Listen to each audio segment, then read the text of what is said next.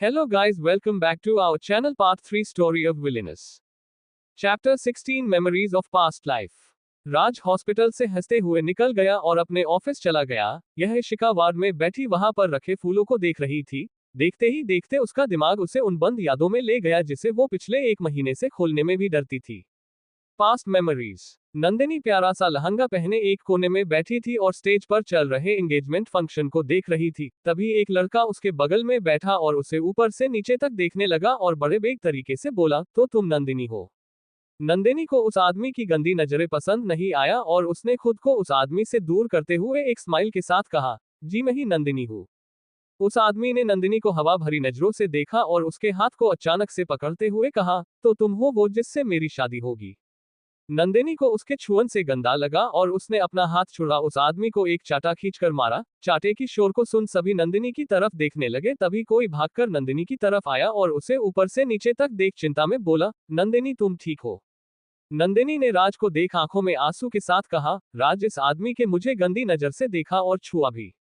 बोल वो राज को देखने लगी। नंदिनी की बात सुनते ही राज ने उस आदमी को पीटना शुरू कर दिया और बोला, तुम्हारी हिम्मत कैसे हुई मेरी नंदिनी को छूने की, हाउ डेयर यू। मेरी नंदिनी को तूने हाथ भी कैसे लगाया, बोल। बोलते हुए राज ने उस आदमी को बहुत पिटा। जब लोगों ने देखा कि राज उस आदमी को मार ही डालेगा तो लोगों ने उन दोनों को अलग किया और उस आदमी को वहां से निकाल फेंका और राज नंदिनी के पास बैठ उससे प्यार से बोला, नंदिनी तुम ठीक हो। अगर तुम्हें अच्छा नहीं लग रहा तो हम यहाँ से चले।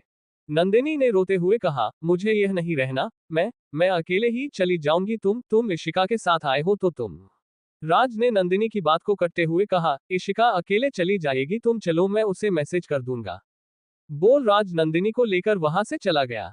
इधर वही कुछ दूरी जमीन पर पड़ी एक लड़की जो बेहद खूबसूरत थी वो जमीन बैठी राज और नंदिनी को देख रही थी। तभी एक आदमी बेहद हैंडसम उसके सामने आया और अपना हाथ आगे करके बोला, मिस सिंह।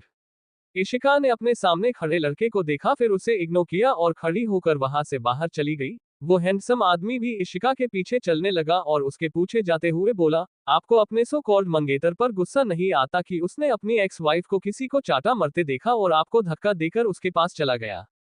इशिका ने उस आदमी अब भी इग्नोर किया और होटल से बाहर आकर रोड पर खड़ी अपने फोन की तरफ देखने लगी। वो आदमी फिर बोला, आपका मंगेतर आपको आज फोन नहीं करेगा।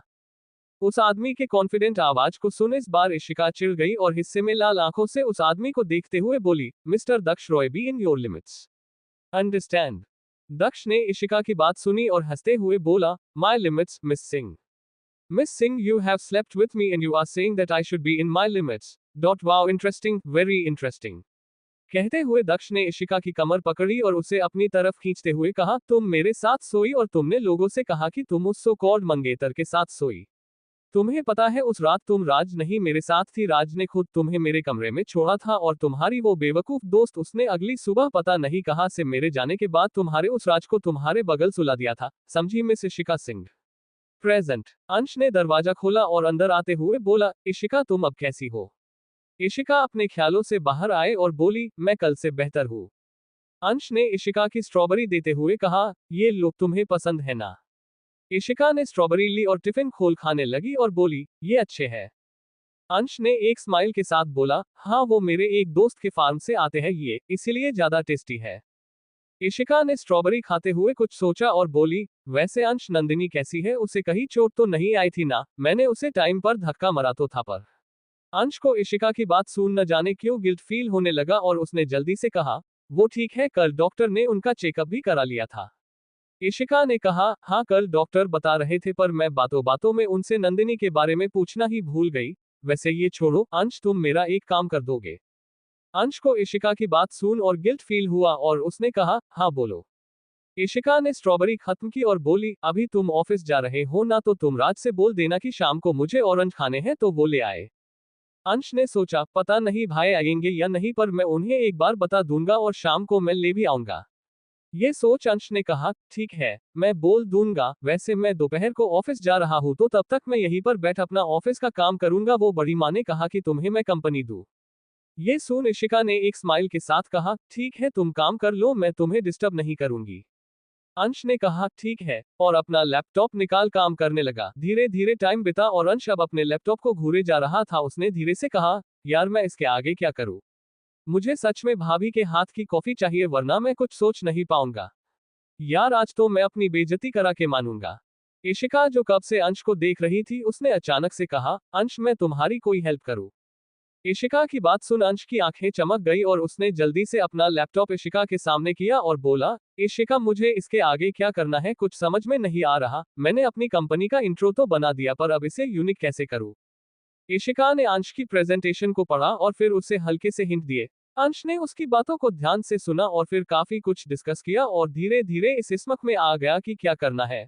अंश ने जल्दी से अपना काम खत्म किया और खुशी से बोला, यार इशिका सच में मुझे यकीन नहीं हो रहा मैंने इतना अच्छा आइडिया सोचा, थैंक्स। बोलकर अंश ने टाइम देखा और फिर बोला, अच्छा मैं चलता हूँ, मैं शाम को तुमसे मिलता हूँ।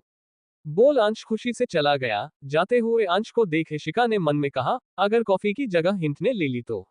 लेकिन मैं किसकी जगह नहीं लेना चाहती तो क्यों ना अपनी जगह बनाई जाए और कॉफी से पहले हिंट को लाया जाए। Wow this is a brilliant idea, सोच इशिका मुस्कुराई। ऑफिस में अंश ने सबके सामने प्रेजेंटेशन दी जिससे उसे काफी सराहना मिली। तभी एक फॉरेन क्लाइंट ने पूछा, मिस्टर चोपड़ा अगर आपको बुरा ना लगे तो मैं एक सवाल पूछ सकता हूँ? अंश ने एक स्माइल के साथ कहा, जी। उस क्लाइंट ने थोड़े एक्साइटमेंट के साथ पूछा, आपको क्या मिस इशिका सिंह ने हेल्प किया है इस प्रेजेंटेशन में? अंश ने थोड़ा हैरान होकर कहा, जी पर आपको कैसे? अंश की बात बीच में काटते हुए उस आदमी ने खुश होकर कहा, मिस्टर अंश अगर आप मेरी एक छोटी सी हेल्प कर देंगे तो हम आपको इस प्रोजेक्ट का 60% प्रॉफिट देने को तैयार है। ये सुन अंश थोड़ा हैरान हुआ क्योंकि पहले उनकी कंपनी को सिर्फ 30% का प्रॉफिट मिल रहा था और अब अचानक से 60। अंश ने थोड़ी हिचकिचाहट के साथ कहा, क्या हेल्प? उस आदमी ने कहा, आप मेरी एक अपॉइंटमेंट उनके साथ फिक्स कर सकते हैं सिर्फ 15 या तो 10 मिनट की। अंश ने ये सुना तो उसने कुछ सोचा और फिर बोला, आप मुझे कुछ टाइम। उस आदमी ने तुरंत कहा, हाँ आप ले लीजिए, चाहे जितना टाइम चाहिए, 1 दिन 2 दिन या 10 दिन भी चलेगा। अंश ने कहा, ठीक है। शाम का वक्त इशिका नस के साथ बात कर रही थी कि तभी अंश अंदर आया और इशिका को ऑरेंज देते हुए बोला, ये लो, मैंने भाई को वैसे लाने के लिए बोल दिया था पर सोचा अगर वो भूल गए तो, इसलिए मैं भी ले आया। इशिका ने ऑरेंज लिए और एक निकल खाते हुए बोली, और बताओ तुम्हारा प्रेजेंटेशन कैसा गया? अंश ने एक गहरी सांस ली और एक गिलास पानी पीते हुए बोला, अच्छा गया और ये डील पक्की हो गई। इशिका ने कहा, चलो अच्छी बात है, लो तुम भी एक पिस लो। बोल इशिका ने अपने सही हाथ से अंश को एक संतरे का टुकड़ा दिया। अंश ने वो खाते हुए कुछ सोचकर कहा, वैसे इशिका क्या तुम एफडी के मैनेजर को जानती हो? ये सुन इशिका ने कुछ सोचा और फिर बोली, नहीं पर वो मेरे साथ अपॉइंटमेंट फिक्स करने के लिए मेरे सेक्रेटरी के पीछे पड़ा है। वो क्या है ना, न्यू जनरेशन एक नया प्रोजेक्ट लॉन्च करने वाला है तो उसके लिए बिडिंग होगी पर वो भी उन्हीं लोगों के साथ होगी जिसे इनविटेशन जाएगा, पर ये इनविटेशन काफी महंगा है और सिर्फ 20 ही है जिसमें से एक तो तुम्हारी कंपनी को जा चुका है तो बाकी के 19 के लिए काफी कंपटीशन है। इशिका की बात सुन अंश ने हैरानी से कहा, पर एफडी तो काफी बड़ी कंपनी है ना, तो उसके लिए ये आसान होना चाहिए। अंश की बात सुन इशिका ने हंसते हुए कहा, अंश बिजनेस की दुनिया में कोई बड़ा नहीं होता, सब छोटे होते हैं, और रही बात इनविटेशन की तो न्यू जनरेशन आर्टिफिशियल हॉट बना रहा है जो कि आज के साइंटिफिक वर्ल्ड के लिए काफी बड़ी तरक्की होगी, और बीड में हम वो पेटेंट बेचेंगे। अब इतने बड़े प्रोजेक्ट के लिए तो इन्विटेशन भी महंगा होना चाहिए, क्योंकि अभी हमने ये सारी बातें अनाउंस नहीं की है तो सारी कंपनियां बेचैन हो रही है और एफडी भी उनमें से एक है। इशिका की बात सुन अंश हैरान था, उसे आज तक यही लगा था कि इशिका बस घमंडी है, पर इसे बिजनेस की काफी नॉलेज थी और उसकी कंपनी की काफी वैल्यू थी। अंश ने अपनी हैरानी दूर की और पूछा, पर मेरा प्रेजेंटेशन देखो, कैसे समझ गया कि तुमने मेरी मदद की है? ये सुन इशिका ने एक स्माइल के साथ कहा, क्योंकि मैं इस जब 2 हफ्ते के लिए अपनी कंपनी के नए प्रोडक्ट की लॉन्चिंग करने के लिए और ये अनाउंस करने की वो मेरी कंपनी है, तब मैं एल्बोनी के फेमस यूनिवर्सिटी में गई थी और कुछ बच्चों को स्पॉन्सर भी किया था और उन्हें उनके फाइनल्स के लिए कुछ प्रोजेक्ट पर लेक्चर भी दिया था, तब वो मैनेजर वहां भी आ गया था। इशिका की बात सुन अंश ने कहा, अच्छा, और फिर कुछ सोचकर कहा, पर ये बातें इंटरनेट पर क्यों नहीं है, ये स्पॉन्सरशिप वाली बात? इशिका ने कहा, मेरी पीआर ये सब हैंडल करती है इसीलिए। अंश ने कहा, अच्छा। इशिका में संतरा खाते हुए सोचा, क्या ये मुझसे अपॉइंटमेंट के लिए पूछेगा? नहीं, बिल्कुल नहीं। अंश कुछ देर तक बैठा रहा और इशिका के साथ फिर बिजनेस डिस्कस करने लगा। धीरे धीरे 6:30 हो गए और अंश ने खड़े होते हुए कहा, अच्छा मैं चलता हूँ, कल आऊंगा। बोल वो चला गया और अंश के जाते ही इशिका ने कहा, मिस्टर रॉय आप कब तक बाहर दीवार से चिपके रहना चाहते ही? चैप्टर 17, अब बारी राज की। दक्ष अंदर आया और दरवाजा बंद कर इशिका को घूरते हुए आराम से बोला, मिस सिंह आप कब तक अपने उस सो कॉल्ड होने वाले देवर से बात करने वाली थी? इशिका ने आखिरी संतरे का पिस खाया और बोली, मैं बात कहाँ कर रही थी, मैं तो सिर्फ उससे दोस्ती कर रही थी, उसकी होने वाली भाभी को ठहरी तो सोचा अपनी इमेज सही कर लूं। दक्ष ने इशिका के बेड पर बैठते हुए उसे घूरते हुए कहा, तुम अब भी उस राज से शादी करना चाहती हो। इशिका ने दक्ष की नीली गहरी आंखों को देखा, जिसे देख कोई भी बता सकता था कि ये आदमी जेलेस है, और एक स्माइल के साथ बोली, मैं भला क्यों उससे शादी नहीं करूंगी। ये सुन दक्ष ने अपने दांत पिसते हुए खुद से मन में कहा, इसलिए कि तुम मेरी हो, तुमने मुझसे मेरी वर्जिनिटी ली है तो रिस्पॉन्सिबल बनो। पर असलियत काफी अलग थी। दक्ष ने बिस्तर पर लेटी लड़की को देखा जिसके आंखों में टीजिंग स्माइल थी, और ये देख वो मुस्कुराया और फिर अचानक से झुका और इशिका के हाथों के 1 इंच पहले आकर रुक गया और उसे देखते हुए बोला, इशिका मैं आई। इशिका ने दक्ष की आंखों में देखा और फिर उसी टीजिंग स्माइल के साथ बोली, अगर मैं मना करूं तो तुम मुझे किस नहीं करोगे। इशिका के बोलते हुए होठ दक्ष के होठों को छू रहे थे, जिससे उसकी आंखें और गहरी हो गई, पर उसने अपने भाव बिना बदले कहा, बिल्कुल। ये सुन इशिका ने कहा, ठीक है तो। पर दक्ष ने इशिका की बात को बीच में ही रोक दिया, अपने होठ उसके होठों से कैद करके और इसके होठों को चूमने लगा। दक्ष ने इशिका के होठों को चूमा और फिर जब पाया कि इशिका अपने होठ नहीं खोल रही तो उसने उसके होठों को काट लिया, पर इशिका ने अपने होठ नहीं खोले बल्कि दक्ष के होठों के उसने काट लिया। इशिका ने इतनी जोर से दक्ष के होठ को काटा कि उसके होठों से खून निकल आया और जल्द जी खून दोनों के होठों से उनके मुंह में जाने लगा। दक्ष इशिका से दूर हुआ और अपने होठों पर लगे खून को अपनी उंगलियों से साफ करते हुए बोला, मिस सिंह, आपने मुझे पहले क्यों नहीं बताया कि आप बिल्ली थी पिछले जन्म में। इशिका ने भी अपने सही हाथ से अपने होठों को साफ करते हुए दक्ष को देख एक चार्मिंग स्माइल के साथ बोली, मिस्टर दक्ष, आपने भी तो नहीं बताया कि आप पिछले जन्म में एक कुत्ते थे। इशिका की आवाज में चिढ़ सुन दक्ष को हंसी आ गई और उसने इशिका के माथे पर हल्के से उंगलियों से मारते हुए कहा, मैं कुत्ता नहीं लोमड़ी था। ये सुन इशिका ने चिढ़ते हुए कहा, नोट फनी।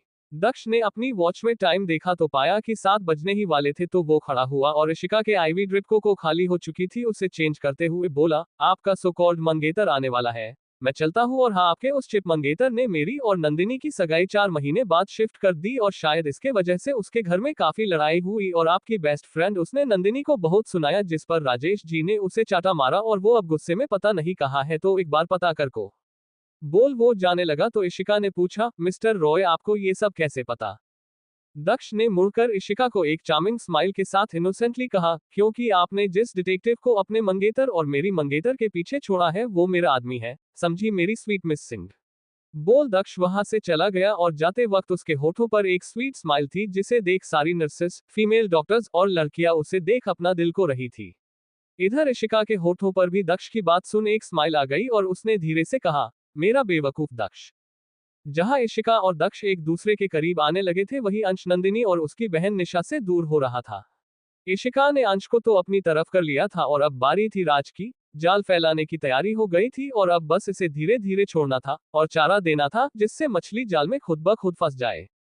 राज संतरे लेकर हॉस्पिटल में आया और इशिका के वार्ड में गया।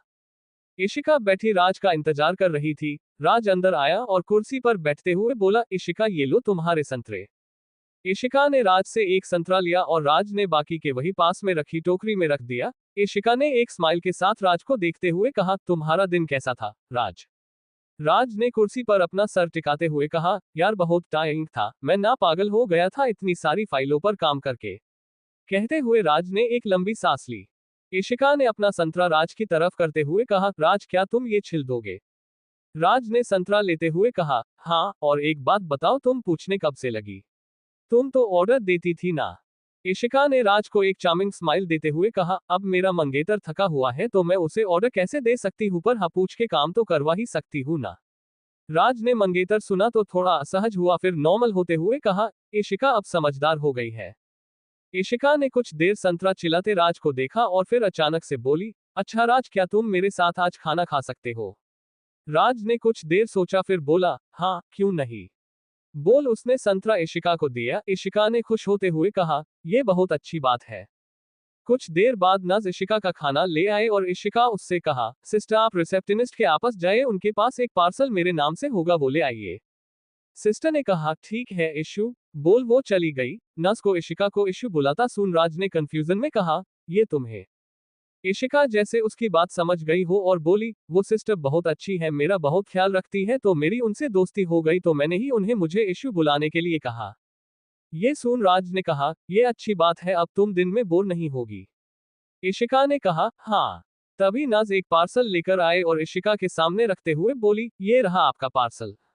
इशिका ने नज को थैंक्स किया और नज चली गई। इशिका ने राज से कहा, राज ये मैंने तुम्हारे लिए मंगवाया है, खा के बताओ कैसा है। ये बोलते हुए इशिका के चेहरे पर खुशी और आंखों में चमक थी, पर अगर कोई ध्यान से देखे तो पाएगा कि वो चमक झूठी थी। पर राज ने बस हल्के से इशिका के चेहरे की खुशी देखी और आंखों में चमक देखी। राज ने अपने लिए खाना एक डिस्पोजल प्लेट में निकाल और इशिका का खाना उसके सामने एक फोल्डिंग चेयर पर निकाल कर रखा और उसे चम्मच दे दिया। इशिका ने अपना चम्मच उठाया और राज को एक नजर देख नहा लगी दीवार घड़ी पर देखा, फिर मन में बोली, राज अगर तुम आज मुझे अकेले छोड़कर गए तो जिंदगी में कभी भी मुझे तुम्हारा इंतजार करता नहीं पाओगे। पर इशिका को कहाँ पता था कि राज उसे छोड़कर जाएगा, है बार जाएगा, बार बार जाएगा। पर राज को भी कहाँ पता था कि वो कितनी बार जाएगा उतनी बार वापस मुड़कर आएगा, पर उसे इशिका नहीं मिलेगी। कहते हैं जिस चीज का डर तुम्हें होता है वो जरूर होती है, और वही हुआ। राज ने अपना चम्मच उठाया ही था कि इसका फोन बजा। उसने फोन उठाया और बोला, हाँ नंदिनी। उधर से उसकी सबसे छोटी बहन रोशनी की आवाज आई, भाई भाई भाभी को चोट लग गई है, मैं क्या करूं। बस इतना सुनने की ही देर थी कि राज वहां से भागते हुए निकला और बिना इशिका को कुछ बताए वो वहां से भाग गया। इशिका ने जाते हुए राज को देखा, पर उसने कुछ रिएक्ट नहीं किया और शांति से अपना खाना खाती रही। इशिका का शांत रहना ना ही उसके लिए अच्छा था और ना ही राज के लिए। चैप्टर 18 मैंने क्या गलत किया था। राज घर पहुंचा और जल्दी से वहां बैठी रोशनी से बोला, नंदिनी को क्या हुआ, वो ठीक तो है ना। रोशनी ने अपने सामने खड़े अपने भाई को देखा, फिर अचानक से हंसते हुए बोली, भाई मैं तो मजाक कर रही थी, वो क्या हुआ ना। मेरी साक्षी के साथ एक शर्त लगी थी कि अगर मैं आपको ये बताऊंगी कि भाभी को कुछ हुआ है तो आप भागते हुए आएंगे, पर साक्षी ने कहा कि आप नहीं आएंगे। पर देखो। राज ने रोशनी की बात सुनी और उसे गुस्सा आ गया और उसने चिल्लाते हुए कहा, रोशनी ये मजाक की बात नहीं है समझी, और हाँ अगली बार से ऐसा मजाक मत करना। बोल राज अपने कमरे की तरफ चला गया और रोशनी ने कंफ्यूज होकर जाते राज को देखा और वहां बैठे अंश से पूछा, अंश भाई को क्या हुआ है। अंश ने उसे देख कहा, रोशनी तेरा मजाक सच में अच्छा नहीं था। बोल वो भी चला गया। नंदिनी ने रोशनी के कंधे पर हाथ रखकर प्यार से कहा, रोशनी राज थक गया होगा इसलिए वो छिड़ गया, और हाँ तुम्हारा मजाक सच में बुरा था। रोशनी ने नंदिनी को गले लगाते हुए बच्चों की तरह कहा, क्या भाभी आप तो ऐसा मत बोलो। नंदिनी ने उसका सर सहलाते हुए कहा, रोशनी मैं तुम्हारी भाभी नहीं हूं, अब तो प्लीज तुम मुझे। पर रोशनी ने उसकी बात को काटते हुए कहा, आप मेरी भाभी थी, हो और रहोगी। बोल वो वहां से भाग गई और नंदिनी ने उसे हल्के से देख अपना सर हिला दिया।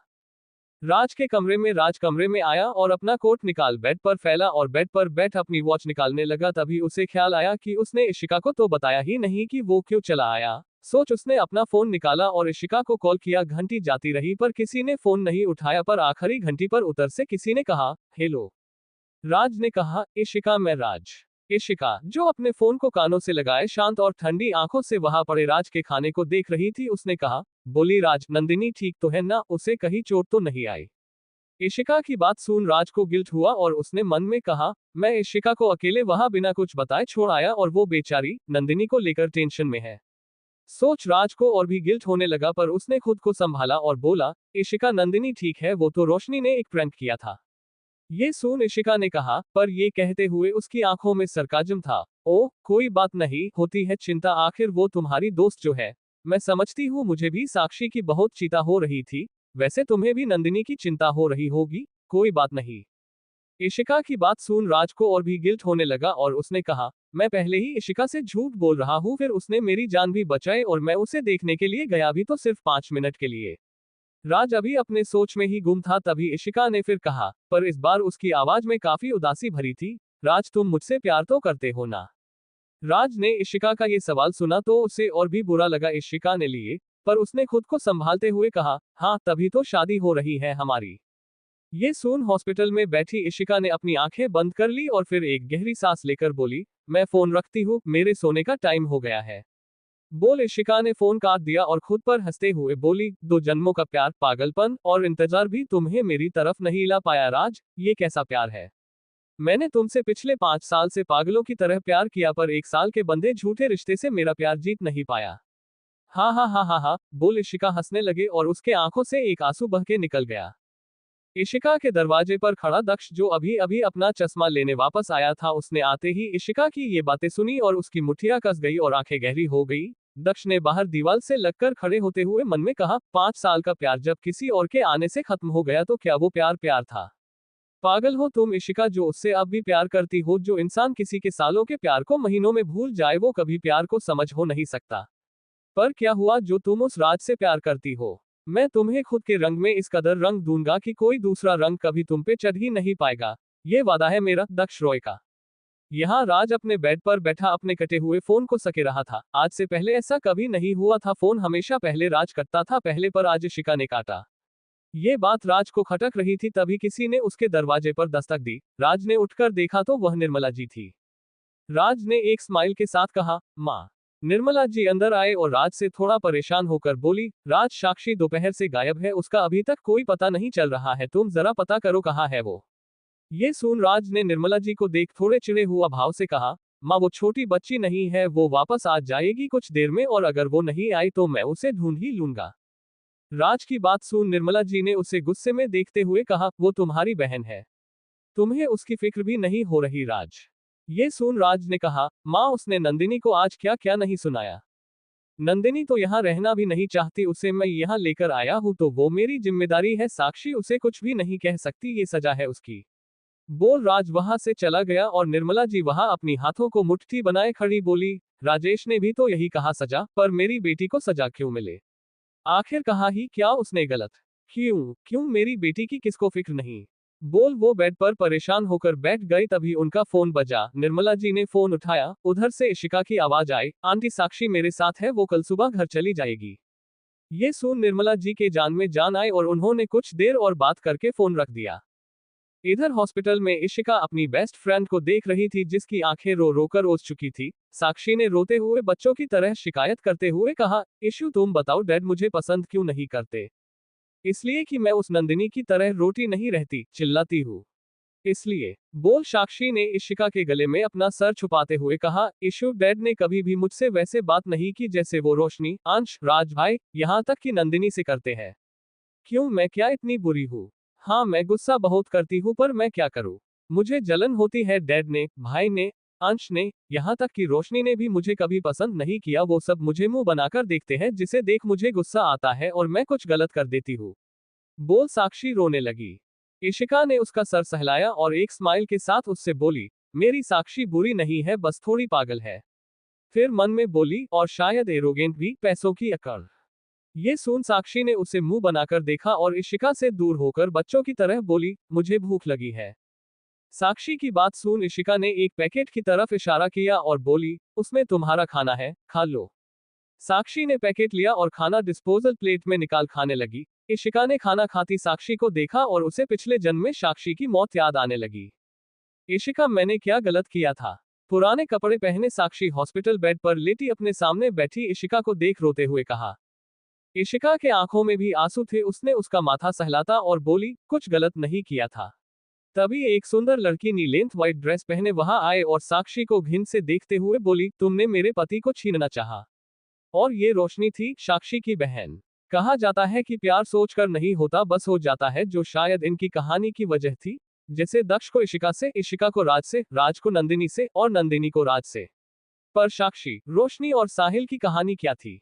चैप्टर 19 दूसरी बाजी। साक्षी इशिका के साथ अगली सुबह तक थी। इशिका ने इसे अगले दिन घर जाने को कहा और साक्षी घर चली गई। यहाँ नंदिनी ने राज के अलमारी से एक लाइट ब्लू शर्ट और डार्क ब्लू सूट निकाला, साथ में उससे मैचिंग रुमाल, फिर राज की बेल्ट, पर्स, गाड़ी की चाबी और वहां से निकल गई। कुछ देर बाद राज नहाकर बाहर आया और उसने जब बेड पर पड़े कपड़े देखे तो उसे कुछ याद आया और फिर अलमारी खोल एक सफेद शर्ट और ब्लैक सूट निकाला और उसे पहन रेडी हो गया। सिल्वर वॉच के साथ जब वो रुमाल रखने लगा तो उसने अपने शर्ट को देखा और फिर सफेद रुमाल को निकाल उसे अपने जेब में रख लिया और तैयार होकर नीचे आया। नीचे सभी खाना खा रहे थे। राज भी आया और सभी के साथ खाना खाने लगा। तभी अंश ने राज के ऊपर से नीचे देखा और बोला, भाई आप तो रोज अलग अलग रंग के सूट पहने हो ना, तो आज ये ब्लैक एंड व्हाइट।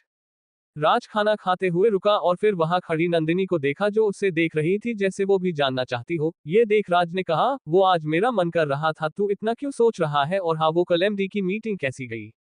एमडी का नाम सुनते ही अंश के चेहरे पर एक खुशी से भरी मुस्कान आ गई और उसने कल हुई सारी बातें बताई कि कैसे इशिका ने उसकी हेल्प की, पर उसने प्रॉफिट वाली बात नहीं बताई। क्यों?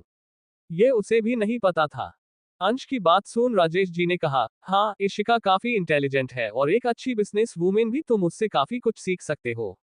राज ने भी राजेश जी का साथ देते हुए कहा, हाँ, इस चीज में उसका मुकाबला कोई नहीं कर सकता। बोल वो उठा और अपना बैग लेकर वहां से चला गया, पर आज राज काफी जल्दी में था। उसे इतनी जल्दी जाता हुआ देख रोशनी ने पूछा, बड़े पापा, भाई आज इतने जल्दी में क्यों है? राजेश ने जाते हुए राज को देखा, फिर बोला, शायद उसे कोई काम होगा। सबने यही सोचा पर नंदिनी ने नहीं। उसे लग रहा था कि कोई और ही कारण था राज के आज इतना जल्दी जाने का और उसके आज ये कपड़े पहनने का। पर नंदिनी को कहाँ पता था कि उसका शक सच था। राज को कहाँ एहसास था कि आज उसने पहली बार नंदिनी से झूठ बोला था और अब वो हमेशा कोई ना कोई झूठ बोलेगा। जिस धोखे के खिलाफ था राज, आज उसने पहला झूठ बोल नंदिनी को एक छोटा सा धोखा दिया और अब पूरी जिंदगी वो धोखे ही देगा।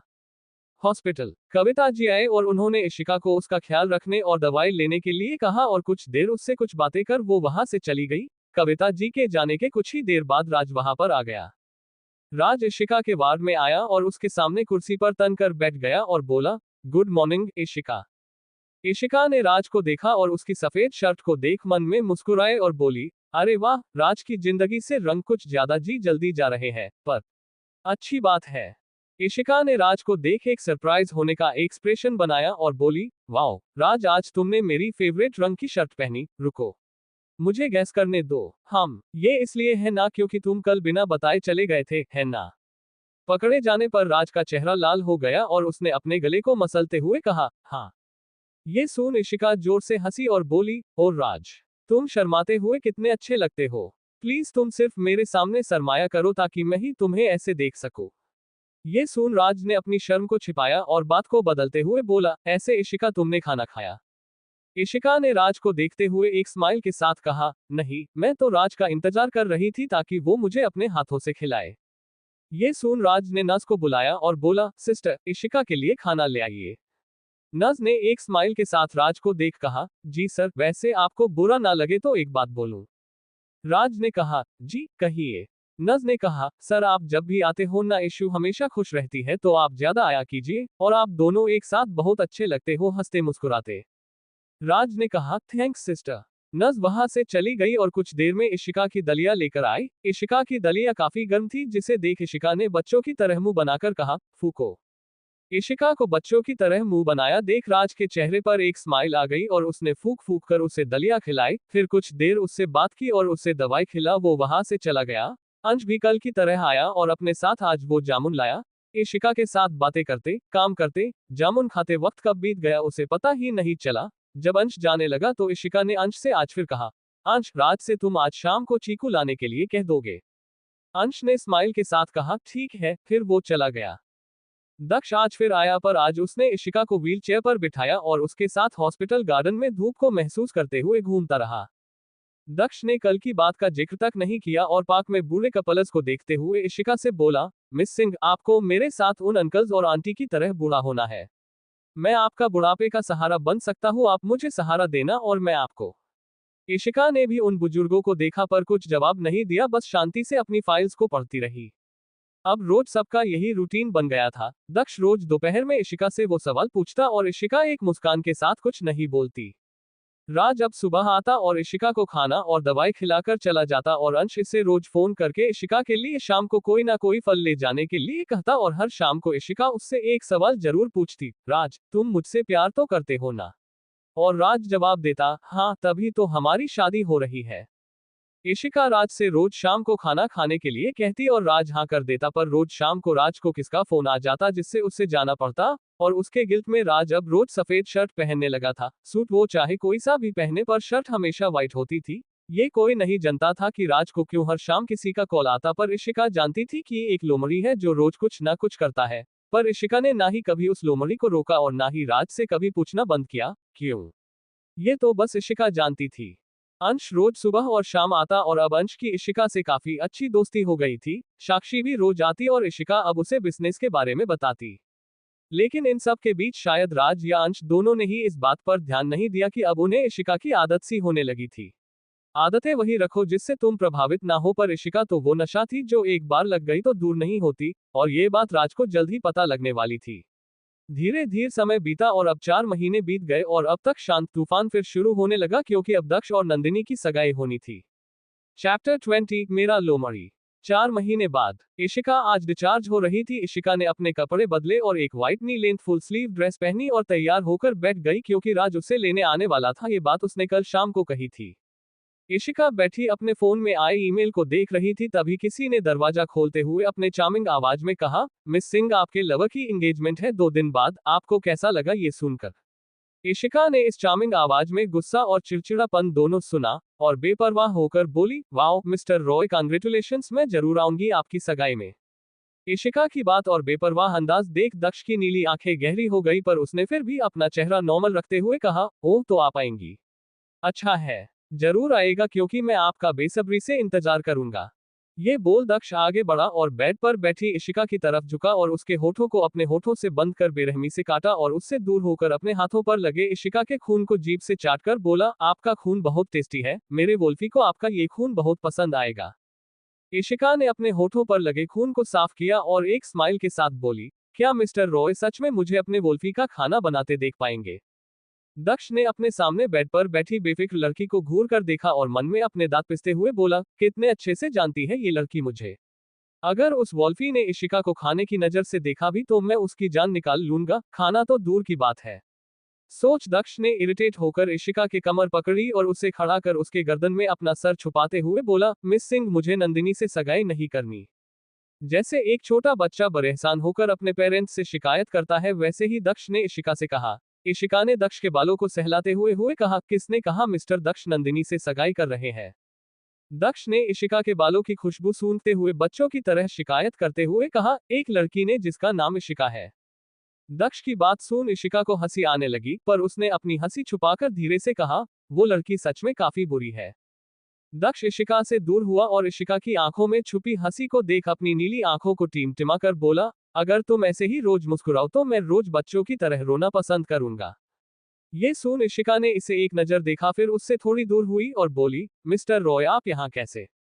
इशिका ने ये कहा ही था कि राज अंदर आया और दक्ष को देख थोड़ा हैरान होकर बोला, दक्ष तुम यहाँ। दक्ष ने राज की तरफ देखा और मन में बोला, अगर मैं इस इंसान को अपने लेबोरेटरी में ऐसा एक्सपेरिमेंट टेस्टर बनाकर भेज दूं तो इशिका को गुस्सा आएगा। पर राज से एक पोलाइट स्माइल के साथ बोला, राज मैं यहाँ मिस सिंह को वेल विशेष देने आया था, वो क्या है ना इन्होंने मेरी होने वाली मंगेतर को बचाया था। ये सुन राज थोड़ा असहज हुआ और फिर मन में बोला, 2 दिन बाद दक्ष और नंदिनी की सगाई हो जाएगी और फिर कुछ दिनों के बाद शादी। दक्ष नंदिनी के लिए एकदम परफेक्ट पसंद है और फिर मेरी शादी भी तो इशिका से हो जाएगी। नंदिनी पक्का दक्ष के साथ खुश रहेगी और फिर मैं भी उसका ख्याल रखने के लिए तो हूँ ही। और अब तो इशिका को भी यही लगता है कि मैं नंदिनी को सिर्फ अपना दोस्त मानता हूँ। राज ये सब बातें सोच ही रहा था कि तभी इशिका ने राज के हाथ में अपने हाथ डालकर कहा, राज चले। राज अपनी ख्याल से बाहर आया और एक झूठी मुस्कान के साथ बोला, हाँ, और दोनों ने दक्ष को बाय बोला और वहां से निकल गए। इशिका राज के साथ गाड़ी में बैठी और राज को देखते हुए बोली, राज 2 दिन बाद नंदिनी सगाई हो जाएगी और फिर शादी, फिर वो खुश रहेगी। तो राज तुम मुझे तब माफ कर दोगे ना। वो मैंने नंदिनी को बहुत परेशान कर दिया था, उसकी लाइफ कितनी टफ हो गई हो थी। इशिका की बात सुन राज ने उसे एक स्माइल साथ बोला, इशिका इट्स ओके, वो पास था और अब नंदिनी की शादी हो जाएगी, तो तुम खुद को अब गिल्ट में मत रखो। इशिका ने राज को देखा जो गाड़ी चला रहा था और मन में बोली, राज जल्द ही मुझे तुम जिस गिल्ट से आजाद कर रहे हो वो तुम्हें मेरे लिए होगा। कुछ ही देर बाद दोनों इशिका के घर पहुंच गए। कविता जी इस वक्त इंडिया में नहीं थी, वो बिजनेस ट्रिप पर गई हुई थी। वो इशिका के डिस्चार्ज होने पर आना चाहती थी, पर इशिका ने उन्हें मना कर दिया। इशिका ने दरवाजा खोला और राज के साथ अंदर आई। घर में बिल्कुल अंधेरा था। इशिका ने लाइट्स जलाई तो देखा घर थोड़ा गंदा था क्योंकि घर में इस वक्त काफी दिन से कोई नहीं था। इशिका ने घर को देख राज को चमचमाती आंखों से देख कहा, राज तुमने आज छुट्टी ली है ना। राज ने इशिका की आंखें देखी तो वो समझ गया कि आज इशिका उसे नहीं जाने देगी, पर इतने दिन तक घंटों साथ में रहने से राज अब इशिका को एक दोस्त समझने लगा था, तो उसने कहा, हाँ क्यों। इशिका ने जल्दी राज को बैठने के लिए कहा और वो अपने कमरे की तरफ चली गई। कुछ देर बाद वो शॉर्ट्स और व्हाइट शर्ट पहन बालों का बन बनाकर आए और राज को एक टी शर्ट और ट्राउजर देते हुए बोली, तुम जल्दी से चेंज करके आओ। राज ने वो कपड़े लिए और चेंज करके आया तो इशिका ने उसे एक झाड़ू देते हुए कहा, राज मैं डस्टिंग करूंगी और तुम झाड़ू, फिर दोनों साथ में पोछा लगाएंगे। देखो मुझे ना नहीं सुननी, मैं कुछ नहीं सुन सकती। बोल इशिका डस्टर लेकर सफाई में लग गई और राज ने उसे परेशान होकर देखा, फिर एक गहरी सांस लेकर झाड़ू लगाने लगा। इशिका ने राज को झाड़ू लगाते हुए देखा तो चुपके से अपना डस्टर साइड में रख अपने छुपाए कैमरे से राज की फोटो खींचने लगी। राज ने इशिका की हारकर देखी तो उसने उसे घूर कर देखा। ये देख इशिका ने अनजान बनते हुए कहा, क्या क्या हुआ? तुम झाड़ू लगाओ, देखो उधर कितना गंदा। पर राज ने अचानक से इशिका की डस्टर उठाए और इसके पीछे भागा। ये देख इशिका ने भी राज का झाड़ू उठाया और लड़ने का पोज बनाते हुए बोली, मेरे मेरे पास बड़ा हथियार है। राज ने हंसते हुए अपनी आंखें चढ़ाकर कहा, मेरे पास ज्यादा ताकत है। बोल विशिका पीछे और इशिका राज के आगे। ऐसे ही दोनों ने पूरे दिन मस्ती की। दोनों ने साथ में घर साफ किया, साथ में खाना बनाया, फिर शाम को दोनों उस दिन बाहर आइसक्रीम खाने गए। इशिका ने राज का हाथ पकड़ बच्चों की तरह उछलते हुए कहा, राज राज मुझे ब्लूबेरी आइसक्रीम खानी है। राज ने इशिका को देख उसके गाल खींचकर कहा, ठीक है।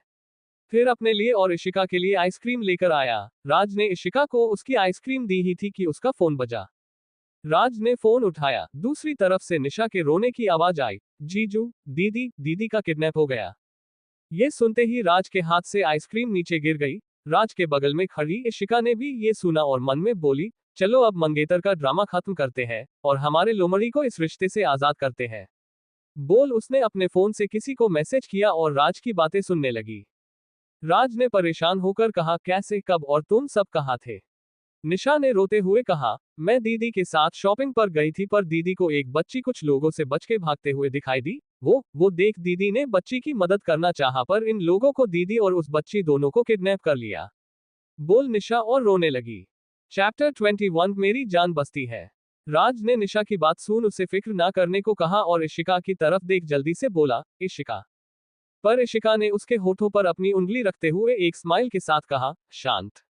और रही बात नंदिनी की तो तुम बस 2 मिनट रुको, अभी हमें उसका पता चल जाएगा, समझे मेरे प्यारे मंगेतर। राज ने जब इशिका की आंखों को देखा तो वो जैसे एक पल को सब भूल गया। उसकी चिंता फिक्र सब जैसे दूर हो गई और वो बस इशिका की आंखों को हो देखता रह गया। पता नहीं कितना समय बीत गया और इशिका के फोन में आए मैसेज की नोटिफिकेशन की आवाज से होश में आया। इशिका ने अपने फोन की तरफ देखा और बोली, राज, नंदिनी का पता लग गया, चलो चलते हैं और मेरे प्यारे मंगेतर की दोस्त को वापस लाते हैं। राज ने इशिका की बात सुनी और खुशी से इशिका के हाथ को कस के पकड़ते हुए बोला, सच में नंदिनी की पता लग गया, चलो चलते हैं। इशिका ने राज की खुशी से चमकती आंखों को देखा, फिर बोली, हाँ चलो चलते हैं। बोल वो राज के साथ उसकी गाड़ी में बैठ गई और दोनों उस लोकेशन की तरफ चल दिए। राज का सारा ध्यान इस वक्त नंदिनी पर था और इशिका का राज पर। इशिका ने अपना सर खिड़की से लगाया और राज को देखते हुए मन में बोली, राज चोपड़ा, तुम्हें नंदिनी से कितना प्यार है, आज ये बात तुम अपने मुंह से बोलोगे। तुम्हारी नंदिनी तुमसे कितना प्यार करती है, ये बात आज वो तुम्हें अपने मुंह से बताएगी। और मेरा प्यार तुम्हारे लिए कितना था, ये बात मेरी जबान नहीं मेरे कर्म बताएंगे। आज मैं खुद को तुमसे आजाद करूंगी और तुम खुद को मुझसे बांधोगे। बेस्ट ऑफ लक, राज। समय बीतता गया और 2 घंटे बाद राज और इशिका दोनों ही एक गोडाउन पर पहुंचे। राज और इशिका धीरे धीरे छुपते छुपते गोदाम के अंदर जाने लगे। तभी इशिका ने राज का हाथ पकड़ उसे कुछ डब्बे के पीछे छुपा दिया। फिर जहां पर 2 आदमी पहरा दे रहे थे वहां देख राज से धीरे से बोली, राज तुम 10 सेकंड रुको। बोल इशिका ने वहां रखे 2 पत्थर को उठाया और निशाना लगाकर दोनों गुंडों के सर पर मारा, जिससे दोनों गुंडे बेहोश हो गए। और ये होते ही इशिका उनके पास गई और दोनों आदमियों के हाथों की और पैरों की हड्डी पर पत्थर मारे और दोनों के मुंह में कपड़ा ठूंस राज के पास वापस आए और राज का हाथ पकड़ एक स्माइल के साथ बोली, राज आज हम तुम्हारी दोस्त को बचा कर ले जाएंगे। बोल उसने बिना राज की तरफ देखे उसका हाथ पकड़ उसे अंदर ले जाने लगी। ऐसे ही धीरे धीरे इशिका और राज सारे गॉड को शांति से मारते हुए अंदर आए। और इशिका ने राज से कहा, राज तुम उस तरफ जाओ, मैं इस तरफ, ठीक है। बोल इशिका वहां से जाने लगी पर राज ने उसका हाथ पकड़ लिया। इशिका मुड़ी और राज को देख एक प्यारी स्माइल देते हुए बोली, राज जल्दी करो, नंदिनी तुम्हारी दोस्त। ये सुनते ही राज ने इशिका का हाथ छोड़ दिया। राज को नहीं पता था कि क्यों उसे इशिका को जाते हुए देखना सही नहीं लग रहा था, पर उसने नंदिनी के बारे में सोचा और दूसरी तरफ चला गया। इशिका मुड़ी और जाए हुए राज को देख इस बार उसके चेहरे पर स्माइल नहीं बस कोल्डनेस थी। इशिका जिस तरफ गई थी उधर ही नंदिनी और वो बच्ची थे। इशिका ये बात जानती थी। इशिका ने जाते हुए एक डंडा उठाया और आगे बढ़ी। आगे जाते हुए उसे काफी लोग मिले पर इशिका ने सबको धो डाला, क्योंकि पिछले जन्म में जब इशिका पागलखाने में बंद थी तब उसने किससे नहीं लड़ा था? उस पागल खाने में इंसान नहीं रह सकते थे, वहां सिर्फ जानवरों की जगह थी। और इशिका जो राज और नंदिनी के जिंदगी की सबसे बड़ी विलन थी, वो उस पागल खाने में कैसे मर सकती थी? वहां रहना इशिका के लिए नर्क के समान था, तो नर्क में सिर्फ वही जिंदा रह सकता था जिसके पास ताकत थी, जो इशिका ने ना जाने कितनी चोटें खाकर पाई थी। पागल खाने से निकलते निकलते इशिका से वहां के डॉक्टर भी डरने लगे थे। वो उसे आजाद नहीं करना चाहते थे, पर किसने कहा था कि एक लोमड़ी जो पागलों की तरह उससे प्यार करता था, वो उस पागल खाने को ही बंद करवाने वाला था। ये सोच इशिका की आंखें लाल हो गई और उसने आते हुए आदमियों को पागलों की तरह पिटना शुरू कर दिया। जब इशिका अभी गुंडों से लड़ ही रही थी कि 7 लोग वहां पर आ गए और इशिका से बिना कुछ कहे कुछ ही देर में उन 7 आदमियों ने वहां पर सभी गुंडों को पीट बेहोश कर दिया। और इशिका के सामने खड़े होते हुए उन सब ने इशिका के से कहा, मिस सिंह। इशिका ने अपने हाथ से डंडा फेंका और अपने हाथ में लगे चोट को देखते हुए आराम से बोली, अंदर जाओ और सारे गुंडों को साफ कर दो। और हाँ, अंदर उस लड़की या बच्ची को एक खरोच तक नहीं आए, वो दोनों बिल्कुल ठीक होनी चाहिए। इशिका की बात सुन उन 7 आदमियों में से एक आदमी ने कहा, जो शायद उनका लीडर था, मिस सिंह आपकी चोट। पर इशिका ने उसकी बात को काटते हुए कहा, राधे जाओ, जो काम कहा है उसे करो, और हाँ, इस बात का ख्याल रखना कि वो दोनों तुम सबको ना देखे। राधे ने कहा, जी, और वहां से चला गया। राधे के जाने के बाद इशिका ने एक आदमी का चाकू उठाया और उससे अपने पेट में एक बार मर, जिससे एक बड़ा सा कट उसके पेट में बन गया। इशिका ने अपने पेट से बहते खून और हाथ से बहते खून को देख कहा, अब देखते हैं कैसे तुम इस चक्रव्यूह से निकल सकते हो। बोल वो हंसी और अंदर गई।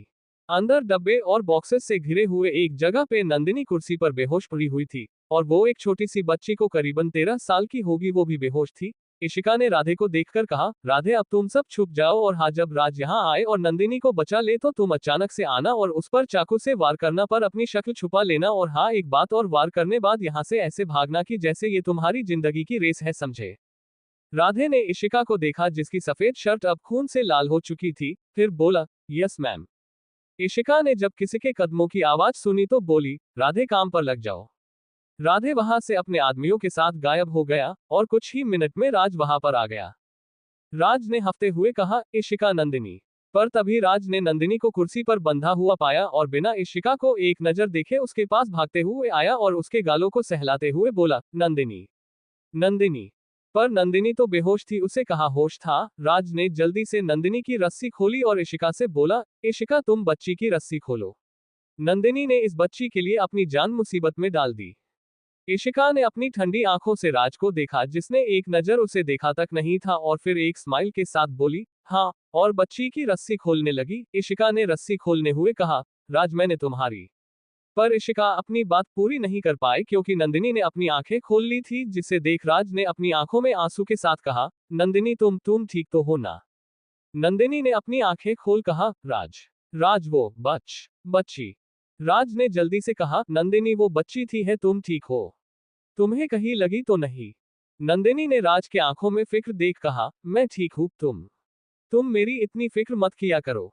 राज ने नंदिनी को रस्सी से खोला और उसे गले लगाते हुए कहा, नंदिनी मैं कितना डर गया था, तुम्हें पता है? मैंने सोचा मैंने तुम्हें खो दिया, पर अच्छा है तुम ठीक हो, वरना मैं मर ही जाता। I love you Nandini. Nandini ने राज के पीठ को सहलाते हुए कहा, मैं ठीक हूं, तुम यहाँ क्यों आए? अगर तुम्हें कुछ हो जाता तो?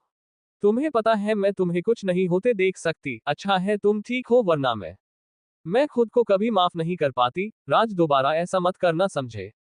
मैं खुद को कभी मुंह नहीं दिखा सकती थी अगर तुम्हें कुछ हो जाता तो। राज ने नंदिनी के माथे को चूमा और बोला, नंदिनी थैंक गॉड तुम ठीक हो, वरना मैं क्या करता? तुम्हें हमेशा दूसरों की फिक्र रहती है, क्या जरूरत थी उस बच्ची के लिए अपनी जान दांव पर लगाने की? तुम्हें पता है ना मेरी जान तुम में बसती। पर राज अपनी बात पूरी नहीं कर पाया, क्योंकि इशिका अब बच्ची की रस्सी नहीं खोल रही थी, बल्कि वो राज के पीछे खड़ी थी। उसके पेट में चाकू था और मुंह से खून बह रहा था। चैप्टर 22 में नंदिनी से प्यार। कहते हैं जिस प्यार के लिए खून ना बहा हो वो प्यार क्या, तो जिस नफरत में खून ना बहा हो तो वो नफरत ही क्या। आज खून तो बहा, पर उसका नहीं जिससे इशिका नफरत करती थी, बल्कि खून उसका बहा। कहते हैं शरीर पर लगी चोट में काम दर्द होता है, ज्यादा दर्द तो मन पर, दिल पर, दिमाग पर लगे चोट से होता है। और कमाल की बात होती है कि उसे कोई नहीं भर पाता, वो भी नहीं जिसके वजह से वो चोट लगी होती है। नंदिनी जो राज के गले लगी थी, उसने जब अपनी आंखें खोली और किसी को देखा तो वो राज से दूर हो गई।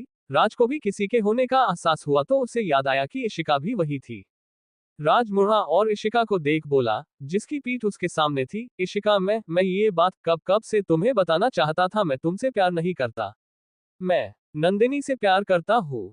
इशिका ने भागते हुए राधे को देखा और मन में बोली, इतना गुस्सा राज पर। हाय कितना दुख रहा है। दर्द से इशिका की आंखों में आंसू आ गए और वो बिना मुड़े बोली, क्या तुम सच में नंदिनी से प्यार करते हो? इशिका की आवाज से ये पता लगाया जा सकता था कि वो रो रही थी। राज ने नंदिनी का हाथ कसकर पकड़ा और फिर उसने अपनी आंखें बंद कर ली, पर वो कुछ नहीं बोला। इशिका ने अपने हाथों की मुट्ठी बनाई और फिर बोली, क्या तुम सच में नंदिनी से प्यार करते हो? इस बार नंदिनी की आवाज में सवालियत नहीं थी, बल्कि जैसे वो ये बात मानना ही नहीं चाहती थी और चाहती थी कि राज कहे, नहीं मैं नंदिनी से प्यार नहीं करता। पर असलियत कुछ और ही थी। राज ने अपनी आंखें बंद की तो उसे हॉस्पिटल में इशिका को खाना खिलाना, इशिका का इससे पूछना, राज तुम मुझसे प्यार करते हो ना, इशिका का उसे शालीमार से बचना। पर नंदिनी के हाथ की पकड़ मजबूत होती पकड़ राज होश में आया और अपनी आंखें खोलकर बोला, हाँ मैं सिर्फ नंदिनी से प्यार करता हूँ। राज की आवाज में कोई झिझक नहीं थी। इशिका की मुट्ठी इतनी कस थी कि उसके नाखून उसके हैं में चुभ गए और दोनों मुठ्ठियां से खून बहने लगा, पर इशिका पीछे नहीं मुड़ी और फिर बोली, क्या तुमने मुझसे कभी प्यार किया था? राज ने अपने सामने खड़ी लड़की की पीठ को देखा और बोला, नहीं। इशिका ने फिर पूछा, तुमने मुझे प्रपोज क्यों किया था? राज ने नंदिनी के हाथों को कसकर पकड़ते हुए कहा, क्योंकि माँ, साक्षी, चाची हमेशा कहते थे कि हमारी जोड़ी परफेक्ट है, तो मुझे भी यही लगा। इशिका ने फिर पूछा, लेकिन इस बार बोलते हुए उसकी आवाज कांप रही थी, तुम्हें नंदिनी से प्यार कब हुआ? राज ने अपनी आंखें बंद करते हुए कहा, जब नंदिनी से मैं पहली बार मिला। इशिका ने ये सुना तो हंसी और हंसते हुए मुड़ी और राज के चेहरे को देखते हुए आंखों में आंसू लिए, होठों पर हंसी पर साथ में होठों से खून भी बह रहा था। इशिका ने राज को देखते हुए कहा, राज क्यों? राज और नंदिनी इशिका की हालत देख हैरान रह गए। माथे पर चोट, होठों से निकलता खून, बाजुओं से भी खून बह रहा था, पेट में चाकू। इशिका की सफेद शर्ट पूरी लाल हो गई थी खून से। इशिका ने अपनी मुट्ठी को खोला और खून से भरे हाथों से को काफ रहे थे। राज के गालों को पकड़ते हुए बोली, राज मेरे प्यार में कमी कह रह गई थी। राज ने इशिका को पकड़ते हुए जल्दी से घबराई हुई आवाज में कहा, इशिका ये सब कैसे हुआ? इशिका की दर्द से आह निकल गई राज के छूने से। इशिका ने राज के गाल को अपने अंगूठे से छूते हुए कहा, राज तुमने हमारे आसपास देखा? इशिका की बात सुन नंदिनी और राज ने जब सभी जगह देखा तो उन्हें करीबन 40 लोग जमीन पर पड़े दिखे। वो दोनों हैरान रह गए। इशिका ने राज के गालों को छोड़ दिया और फिर अपनी रिंग फिंगर से अंगूठी निकाल राज के हाथ में देते हुए बोली, राज देखो नंदिनी तुम्हारी दोस्त। अरे नहीं, तुम्हारा प्यार सही सलामत है, उसे खरोच तक नहीं आए और वो बच्ची वो भी ठीक है। फिर इशिका ने अपने पेट में से चाकू को खींचकर निकाला, जिसके दर्द से वो जोर से चिल्लाए, आह। फिर उस चाकू को जमीन पर फेंकते हुए बोली, और अब मैं इशिका सिंह तुम्हें इस रिश्ते से आजाद करती हूँ। मैं इशिका सिंह तुमसे मेरी सगाई तोड़ती हूँ और चिंता मत करो, दक्ष रॉय भी नंदिनी से उसका रिश्ता तोड़ देगा। बोल इशिका ने अपने कदम पीछे किए और राज से दूर होते हुए नंदिनी को या फिर उसके गले में पड़े मंगलसूत्र को देख बोली, नंदिनी तुम्हें पता है जब राज तुम्हें शॉपिंग मॉल में वो मंगलसूत्र पहना रहा था तो मेरा मन कर रहा था कि मैं वहां जाऊं और तुम्हारे गले से वो मंगलसूत्र निकल कर बोलूं, राज मेरा है तो उससे दूर रहो। पर फिर मैंने सोचा राज मुझसे कहता है कि वो तुम्हें सिर्फ दोस्त समझता है, तो मुझे लगा कि मैं कितना घटिया सोचती हूँ। डॉट उद्धरण चिन्ह। इतना बोलते बोलते इशिका को खांसी आने लगी और वो अचानक से जमीन पर बैठ गई और फिर कुछ देर रुक कर बोली, पर जब मैंने वो शालीमार राज के ऊपर गिरते देखा तो मैंने जल्दी से उसे बचाया। फिर मैंने सोचा तुम उसकी दोस्त हो तो मैंने तुम्हें भी धक्का दिया। मैं भी वहां से हटना चाहती थी पर माय बैड लक, मैं तो बच ही नहीं पाई। पर फिर राज जब रोक मुझे खाना खिलाता तो मुझे लगा अपनी जान खतरे में डालना बेकार नहीं गया। राज को मेरी फिक्र है। डॉट उद्धरण चिन्ह। बोल इशिका हंसने लगी और फिर उसकी आंखों से आंसू बहने लगा और उसने आंसू भरी आंखों से राज को देखते हुए कहा, इशिका सिंह का प्यार कितना चिप था कि बस राज के मुंह से दो अच्छे शब्द सुनने के लिए वो कुछ भी कर सकती थी, अपनी जान भी दे सकती थी। पर मैंने कहा सोचा था कि चिप चीजें चाहे वो सामान हो या प्यार कुछ भी ज्यादा दिन नहीं टिकता। लो मेरा प्यार भी नहीं टिका। बोल इशिका बेहोश होकर जमीन पर गिरने लगी, तभी किसी ने आकर उसे पकड़ लिया। बेहोश होती इशिका ने जब उस शख्स का चेहरा देखा तो उसके होठों पर शांति से भरी मुस्कान आ गई और उसने धीरे से कहा, दक्ष। चैप्टर 23। 3 दिन बाद चोपड़ा परिवार। आज सुबह सभी रोज की तरह सुबह का काम कर रहे थे। नंदिनी अपने कमरे में बैठी कपड़े फोल्ड कर रही थी। नंदिनी का हाथ भले ही चल रहा था पर उसका दिमाग कुछ और ही सोच रहा था। तभी निशा ने उसके कमरे में आते हुए खुश आवाज में कहा, दीदी। नंदिनी ने अपनी बहन की आवाज सुनी तो होश में आई और निशा की तरफ देख बोली, निशा तुम यहाँ। निशा ने नंदिनी के बगल में बैठते हुए कहा, दीदी मैं ना बहुत खुश हूँ। आपको पता है मैंने कभी नहीं सोचा था कि वो इशिका सच में जीजू से दूर हो जाएगी। आपको पता है मैंने कभी नहीं सोचा था कि वो ये बात मान जाएगी कि उसके और जीजू के बीच कुछ नहीं हुआ। आपको। निशा नंदिनी से पता नहीं क्या क्या बोल रही थी पर नंदिनी का ध्यान निशा की शुरुआत में कई बातों में फंस गया। इशिका ये मान जाएगी कि इसके और जीजू के बीच कुछ नहीं हुआ। हॉस्पिटल अस्पताल के बिस्तर पर लेटी लड़की जो ज्यादा खून बहने से बेहोश हो गई थी, उसने अपनी आंखें खोली तो उसके नजर में एक जोड़ी गहरी नीली आंखें आई। वो नीली आंखें जिसे देख इशिका के दिल को शांति मिलती है। वो नीली आंखें जिन्हें वो अपने सपने में भी नहीं भूल सकती। वो नीली आंखें जिसका मालिक उसका दीवाना है। दक्ष ने इशिका को शांति से देखा और फिर धीरे से बोला, मिस सिंह आपको अस्पताल से कुछ ज्यादा ही प्यार है। इशिका ने कुछ बोलना चाहा पर उसके गले से आवाज नहीं निकली। ये देख दक्ष ने उसे बैठाया और पानी पिलाया। दक्ष की नीली आंखों में जितना गुस्सा, फिक्र और नाराजगी थी, इस वक्त उसके पानी पिलाने में उतनी ही कोमलता। इशिका ने पानी पीकर धीरे से आंखों में एक मुस्कान के साथ कहा, वो क्या है ना, एक लोमड़ी को किसी से सगाई नहीं करनी थी तो अब उसकी मदद करने के चक्कर में मैं यहाँ पर आ गई। बोल इशिका ने एक गहरी सांस ली जैसे वो कितनी मजबूर थी। दक्ष ने एक झूठी मुस्कान के साथ कहा, ओह वो लोमड़ी कितना बुरा था।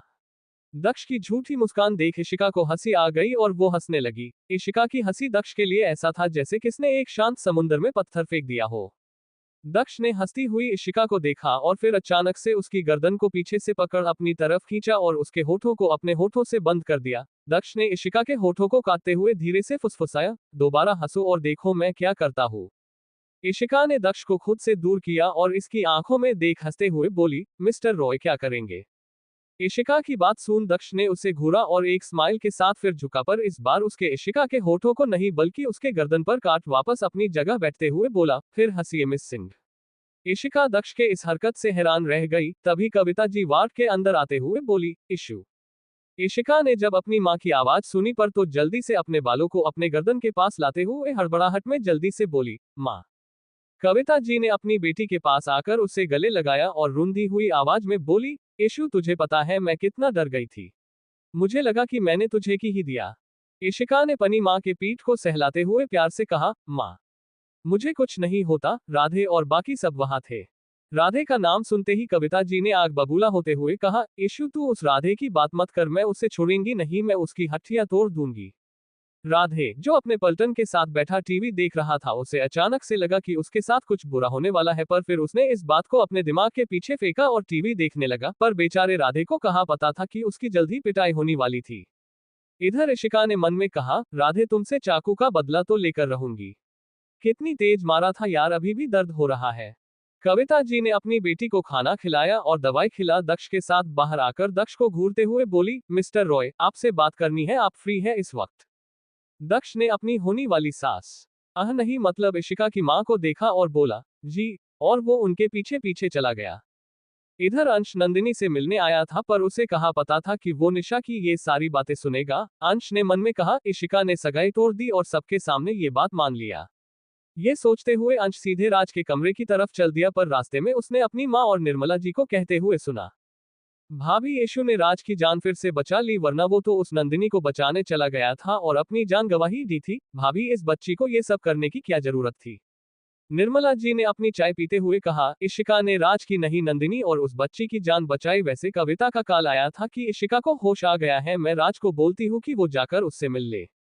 अंश ने निर्मला जी की बात सुन कंफ्यूज हो गया और वो जल्दी से घर से निकल हॉस्पिटल के लिए निकल गया। अंश ने गाड़ी स्टार्ट करते हुए कहा, आखिर इन 5 दिनों में हुआ क्या, मैं जब यहाँ नहीं था।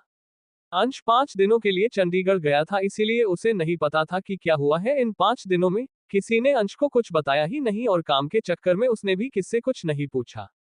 इधर हॉस्पिटल में इशिका अकेली हॉस्पिटल के कमरे में बैठी हुई थी और धीरे धीरे उसके ख्याल पुरानी यादों में चले गए। एक लड़की सफेद कपड़ों में बंदूक लिए खड़ी अपने सामने खड़े लड़के को देख आंखों में आंसू के साथ बोली, राज देखो हम कहाँ आ गए हैं। देखो अपने आसपास तुम्हारी। अरे नहीं, मैं इशिका सिंह कहाँ पहुंच गई। तुम्हारे धोखे में मुझे क्या से क्या बना दिया। बोल वो लड़की हंसते हंसते रोम लगी। राज ने अपने पीछे नंदिनी को छुपाते हुए कहा, देखो इशिका ये बंदूक फेंक दो, मैं पुलिस से बात करूंगा, वो तुम्हारी सजा कम देंगे, तुम्हें फांसी नहीं तो कम से कम उम्र कैद तो मिल जी जाएगी। इशिका ने राज के सर पर बंदूक की नोक रखी और फिर बोली, तुम तो मुझे इस मायाजाल से आजाद भी नहीं करना चाहते राज, तुम तो मुझे एक बार मौत भी नहीं देना चाहते, तुम तो मुझे रोज मरते हुए देखना चाहते हो, है ना? तभी एक गोली इशिका के हाथ में आकर लगी जिससे उसका बंदूक नीचे गिर गया। इशिका ने उस तरफ देखा तो वहां एक 60 साल का आदमी खड़ा था, उसके हाथ में बंदूक थी। उस आदमी ने इशिका सामने आते हुए कहा, इशिका तुम्हारा पैदा होना ही श्राप था। चैप्टर 24 मेरे पास क्या है?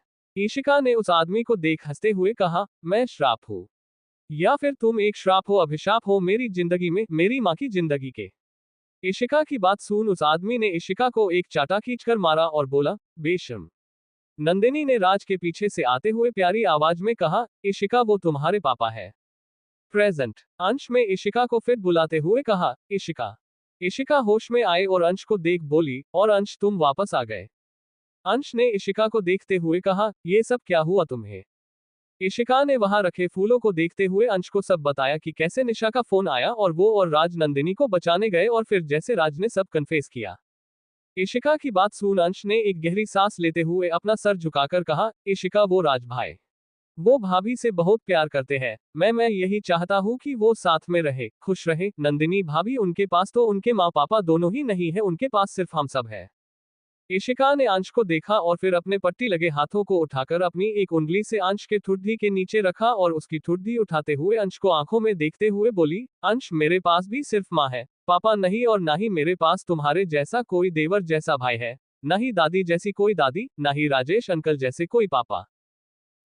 मेरे पास सिर्फ साक्षी, माँ और राज था, पर अब मेरे पास क्या है? सिर्फ माँ और साक्षी। मेरे पास रोशनी जैसी कोई समझदार नंद नहीं है, को मेरी बहन भी बन सकती है, ना ही निशा जैसा कोई। और अब बताओ किसके पास ज्यादा परिवार और साथ है और किसके पास कुछ भी नहीं। इशिका की बातें सुन अंश को लगा जैसे उसका दिमाग काम करना बंद कर चुका है, पर फिर उसने कुछ सोचकर ध्यान से कहा, पर बड़ी माँ और माँ।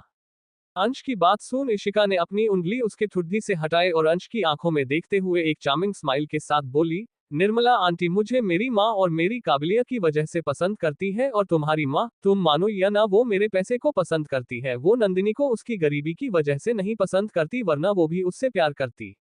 अंश ने कुछ देर सोचा और फिर बोला, बड़े पापा, दादी, रोशनी, मैं और भाई भाभी को उनकी अच्छाई की वजह से पसंद करते, वो बहुत अच्छी है। इशिका ने अंश को देखते हुए कहा, है इंसान के अंदर कमी होती है, इसका मतलब ये नहीं कि हम उसे पसंद ही ना करें। अंश जल्दी से खड़ा हुआ और बोला, मुझे मुझे कुछ काम है, मैं बाद में आता हूँ। बोल वो जल्दी से वहां से चला गया। इशिका ने जाते हुए अंश को देखा और फिर एक स्माइल के साथ बोली, नंदिनी के पास भी कमियां हो सकती है, तो क्या होगा अंश जब नंदिनी की कमियां सबके सामने आएंगी? अंश मैं नंदिनी को पसंद नहीं करती, इसलिए नहीं कि वो हीरोइन है, पर इसलिए कि वो वजह है मेरी माँ के, मेरे बच्चे की, मेरे दक्ष के मौत की। कहते हैं जो चीज बहुत मन्नतों के बाद मिलती है उसकी लोग बहुत कद्र करते हैं, पर क्या हो जब बिना मेहनत के ही तुम्हें वो चीज मिल जाए जो तुम्हें चाहिए? क्या कोई फिर भी उस चीज को वैसे ही संजो सकता है जैसे उसने उस चीज की थी जिसे तुमने सालों बाद इंतजार करके पाया था? नहीं, बिल्कुल नहीं, क्योंकि इंसान उसी की कद्र करता है जो मिलना मुश्किल होता है, जो आसानी से मिल जाए उसकी कद्र ही कहाँ होती है, और वैसा ही कुछ अब होने वाला था। नंदिनी राज के कमरे में आती है और राज के लिए उसके कपड़े निकाल बेड पर रखती है और राज की घड़ी, रुमाल और बाकी की चीजें ढूंढने लगती है, तभी कोई पीछे से उसकी कमर में हाथ डालते हुए बोला, नंदिनी। नंदिनी ने एक मुस्कान के साथ कहा, राज ये क्या कर रहे हो, हटो। देखो मुझे अभी बहुत काम है। राज ने नंदिनी के गले में अपना सर छुपाते हुए कहा, नंदिनी। तभी किसी के खांसने की आवाज आती है जिसे सुन नंदिनी राज को खुद से दूर करती है और राज भी नंदिनी से दूर हो जाता। जब दोनों उस तरफ देखते हैं जहां से आवाज आई थी तो देखते हैं निर्मला जी वहां खड़ी थी। राज ने निर्मला जी को देखते हुए कहा, माँ आप यहाँ? कुछ काम था? निर्मला जी कमरे में आते हुए बोली, हाँ, बिना काम के अपने बेटे से मिल भी नहीं सकते? खैर मुझे बहस नहीं करनी। राज कविता का फोन आया था, इशिका को होश आ गया है, तुम जाकर एक बार उससे मिल लो। राज ने निर्मला जी की बात सुनी तो उसके सामने एक लड़की का सफेद शर्ट में खून से लिपटी खड़ी रोती हुई शक्ल आ गई। राज खुद को होश में लाया और बोला, जी माँ, मैं जाकर आज ही इशिका से मिल लूंगा। निर्मला जी ने थोड़ा सख्त होते हुए कहा, अभी जाओ। राज कुछ कहता उससे पहले ही नंदिनी बोली, हाँ राज, मैं भी चलती हूँ। राज ने ये सुना तो बोला, ठीक है। और फिर राज तैयार होकर नंदिनी के साथ इशिका से मिलने चल दिया। यह अस्पताल में इशिका हॉस्पिटल के गार्डन में दक्ष के साथ एक बार फिर व्हील चेयर पर बैठी धूप सेक रही थी। अब बरसात का मौसम आ गया था तो हल्की हल्की धूप काफी अच्छी थी। दक्ष ने इशिका घुमाते हुए कहा, मिस सिंह मैंने सुना आप सिंगल है। इशिका पार्क में घूम रहे एक बूढ़े कपल को देख रही थी। अंकल आंटी के कंधे पर हाथ रखे हुए थे और आंटी ने अंकल के कंधे पर। दोनों धीरे धीरे चल रहे थे और कुछ बातें करते हुए है रहे थे। इशिका ने दक्ष से कहा, मुझे उन अंकल के पास जाना है। दक्ष ने भी कपल को देखा और एक स्माइल के साथ बोला, ठीक है। इशिका और दक्ष जब उस कपल के पास आए तो अब वो दोनों एक चेयर पर बैठ चुके थे। इशिका ने आंटी और अंकल को देखते हुए एक स्माइल के साथ कहा, हेलो। आंटी ने भी स्माइल के साथ कहा, हेलो। इशिका ने आंटी से स्माइल के साथ पूछा, आप दोनों कितने साल से साथ में हो? ये सवाल सुन उनके ने कहा, मैं और सृष्टि पिछले 55 सालों से साथ में है। इशिका ने ये सुना तो उसकी आंखें चमक गई और उसने इंटरेस्ट के साथ पूछा, अच्छा तो आप अपनी स्टोरी बताएंगे? आंटी ने ये सुना तो स्माइल के साथ बोली, हाँ क्यों नहीं। चैप्टर 25 हर सांस पर मेरा हक होना चाहिए। उस बूढ़े कपल से काफी देर बात करने के बाद इशिका को पता चला कि उनका फ्लैश मैरिज हुआ था, जिसे जानकर वो थोड़ी हैरान थी कि उस जमाने में भी ऐसा सब होता था। जब इशिका उन बूढ़े कपल से बात करने के बाद दक्ष के साथ जाने लगी तो दक्ष ने फिर एक बार पूछा, मिस सिंह मैंने सुना कि आप सिंगल हो। इशिका ने दक्ष का सवाल सुना तो हल्के से मुस्कुराए और आए हुए राज और नंदिनी को देख बोली, मिस्टर रॉय सुना कि आप सिंगल है। दक्ष ने एक स्माइल के साथ कहा, जी आपने सही सुना, एक बिल्ली ने मेरी सगाई तोड़ दी। इशिका ने कहा, आपके साथ बुरा हुआ पर क्या आप दोबारा एंगेजेड होना चाहेंगे? इशिका की बात सुन दक्ष की आंखें चमक गई और उसने इशिका के सामने आज झुककर बोला, आप सीरियस है? इशिका ने दक्ष की आवाज में उठते बवंडर को सुना और धीरे से मुस्कुराकर बोली, जन्म सिर्फ एक बार होता है, जिंदगी सिर्फ एक बार मिलती है। अगले जन्म की मुझे नहीं पता, तो क्या इस जन्म में मिस्टर दक्ष रॉय मेरे होना चाहेंगे? मुझे आपका सिर्फ दिल ही नहीं दिमाग, शरीर सब चाहिए। आपकी हर सांस पे मेरा हक होना चाहिए। आपकी हर धड़कन मेरे धड़कन के साथ धड़कनी चाहिए और जिस दिन मेरी धड़कन बंद हो आपकी धड़कन भी बंद हो जानी चाहिए। आपकी जिंदगी से मौत तक हर चीज पर मेरा हक होना चाहिए। आपको कभी अगर सही और गलत में से कुछ चुनना होगा तो आप मुझे चुनोगे, चाहे मैं गलत हुई या सही, आपको मंजूर है। दक्ष ने इशिका की आंखों में एक रोशनी देखी और धीरे से मुस्कुराया और बोला, जिस पल आप इस मायाजाल को छोड़ेंगी उस दिन मैं आपके साथ इस मायाजाल से निकल जाऊंगा और भले आपको अगले जन्म का ना पता हो पर आप हर जन्म में मुझे, आपके दक्ष रॉय को आपके साथ पाएंगी, समझी? और मेरी हर चीज पर तो आपका ही नाम है, चाहे वो दिल हो या मेरी प्रॉपर्टी। मैं तो बस उस दिन का इंतजार कर रहा हूँ जिस दिन आप मेरे साथ अग्नि के साथ फेरे लेंगी, समझी? दक्ष की बातें सुन इशिका की आंखों में पानी आ गया। उसने मन में कहा, दुनिया बदल जाए, लोग बदल जाए, मैं बदल जाऊं पर तुम तो अब भी पागल ही हो। सोच इशिका ने धीरे से कहा, तो मिस्टर रॉय क्या आप मुझसे शादी करेंगे? दक्ष ने इन 8 शब्दों के लिए कितना इंतजार किया था, कितने साल, कितने दिन, कितने महीने, कितने घंटे, कितने मिनट, शायद 4 साल, शायद 1460 दिन से भी ज्यादा, शायद 48 महीनों से भी ज्यादा, शायद हजारों घंटों से भी ज्यादा। दक्ष तो गिनती ही भूल गया था। दक्ष ने जैसे ही कुछ कहना चाहा तभी एक लड़की की आवाज आई, इशिका कैसी हो तुम? इशिका ने दक्ष के चेहरे का गुस्सा देखा और फिर हल्के से मुस्कुराकर मन में बोली, जब पूछा तो जवाब देना था ना, नहीं तो लो। दक्ष ने जब इशिका की आंखों में शरारती मुस्कान देखी तो मन में बोला, रुक जाओ, कुछ दिन शादी के बाद बताऊंगा।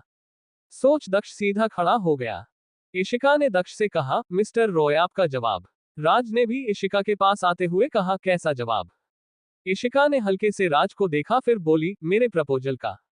राज ने फिर पूछा, कैसा प्रपोजल? इशिका ने अपने हाथ व्हीलचेयर पर रखे और अपनी उंगलियों से व्हीलचेयर पर कोई धुन बजाते हुए बोली, मैंने मिस्टर रॉय को शादी का प्रपोजल दिया है। इशिका का जवाब सुन नंदिनी और राज दोनों हैरान हो गए। नंदिनी ने कहा, जल्दीबाजी में कोई फैसला लेना अच्छी बात नहीं, और अगर तुम ये सब मेरे पर इशिका ने नंदिनी को काटते हुए एक स्माइल के साथ कहा, नंदिनी ये मेरी जिंदगी है और इसके फैसले मैं ले सकती हूँ। राज ने इशिका से कहा, पर इशिका दक्ष, तुम दक्ष को जानती तक नहीं। इशिका ने राज को हल्की मुस्कान से देखते हुए कहा, राज पिछली बार जब मैंने तुम्हारी जान बचाई तो तुम नंदिनी को देख रहे थे कि कहीं उसे तो चोट नहीं लगी और मैं शालीमार के नीचे बेहोश हो रही थी। जब मुझे लगा मैं मर जाऊंगी तो दक्ष आया और उसने मुझे टाइम पर बचा लिया। इस बार भी जब मैं बेहोश हो रही थी तो भी तुम नंदिनी के साथ खड़े थे और दक्ष आया जिसने फिर मुझे बचाया। तो मैं दक्ष को जानती हूँ कि इसमें इंसानियत तो है। बोल इशिता ने अपनी व्हीलचेयर मोड़ी और दक्ष से बिना नंदिनी और राज के देखे बोली, मिस्टर रॉय मुझे मेरे कमरे में जाना है। दक्ष ने व्हीलचेयर पकड़ा और इशिका को वहां से ले जाने लगा। इशिका की बातें सुन और उसकी अब तक की हरकतों से राज काफी हैरान और परेशान था और नंदिनी, उसे लग रहा था कि जैसे ये सब ऐसे नहीं होना चाहिए था। नंदिनी की गट फीलिंग कह रही थी कि कुछ तो ऐसा है कि जो नहीं होना चाहिए था, पर नंदिनी पिन पॉइंट नहीं कर पा रही थी कि क्या है। नंदिनी ने अचानक से जाती हुई इशिका को देख कहा, इशिका। इशिका, जिसे नंदिनी ने बुलाया था, उसने अपना सर मोड़कर कहा, जी। नंदिनी को नहीं पता था कि क्या हुआ जो उसने इशिका को बुलाया। नंदिनी ने थोड़ा असहज होकर धीरे से कहा, वो मुझे, मेरा मतलब हमें बचाने के लिए थैंक्स। वो बच्ची, वो तुमसे मिलना चाहती है। इशिका एक स्माइल के साथ कहा, ठीक है, मैं 2 दिन बाद डिस्चार्ज हो जाऊंगी और उस दिन मेरी एंगेजमेंट पार्टी भी है, तो मैं इनविटेशन भेज दूंगी। तुम जरूर आना। बोल इशिका मुड़ी और जैसे उसे कुछ याद आया हो वो बोली, और हाँ, तुम्हारे गले में ये मंगलसूत्र काफी अच्छा लगता है, पहने रहना इसे। बोल इशिका ने दक्ष को इशारा किया और वो दोनों चले गए। इशिका की बातें सुन नंदिनी को लगा कि इशिका की बात में कुछ और भी था, पर क्या? नंदिनी ये समझ नहीं पा रही थी। पर ये बात इशिका समझ रही थी।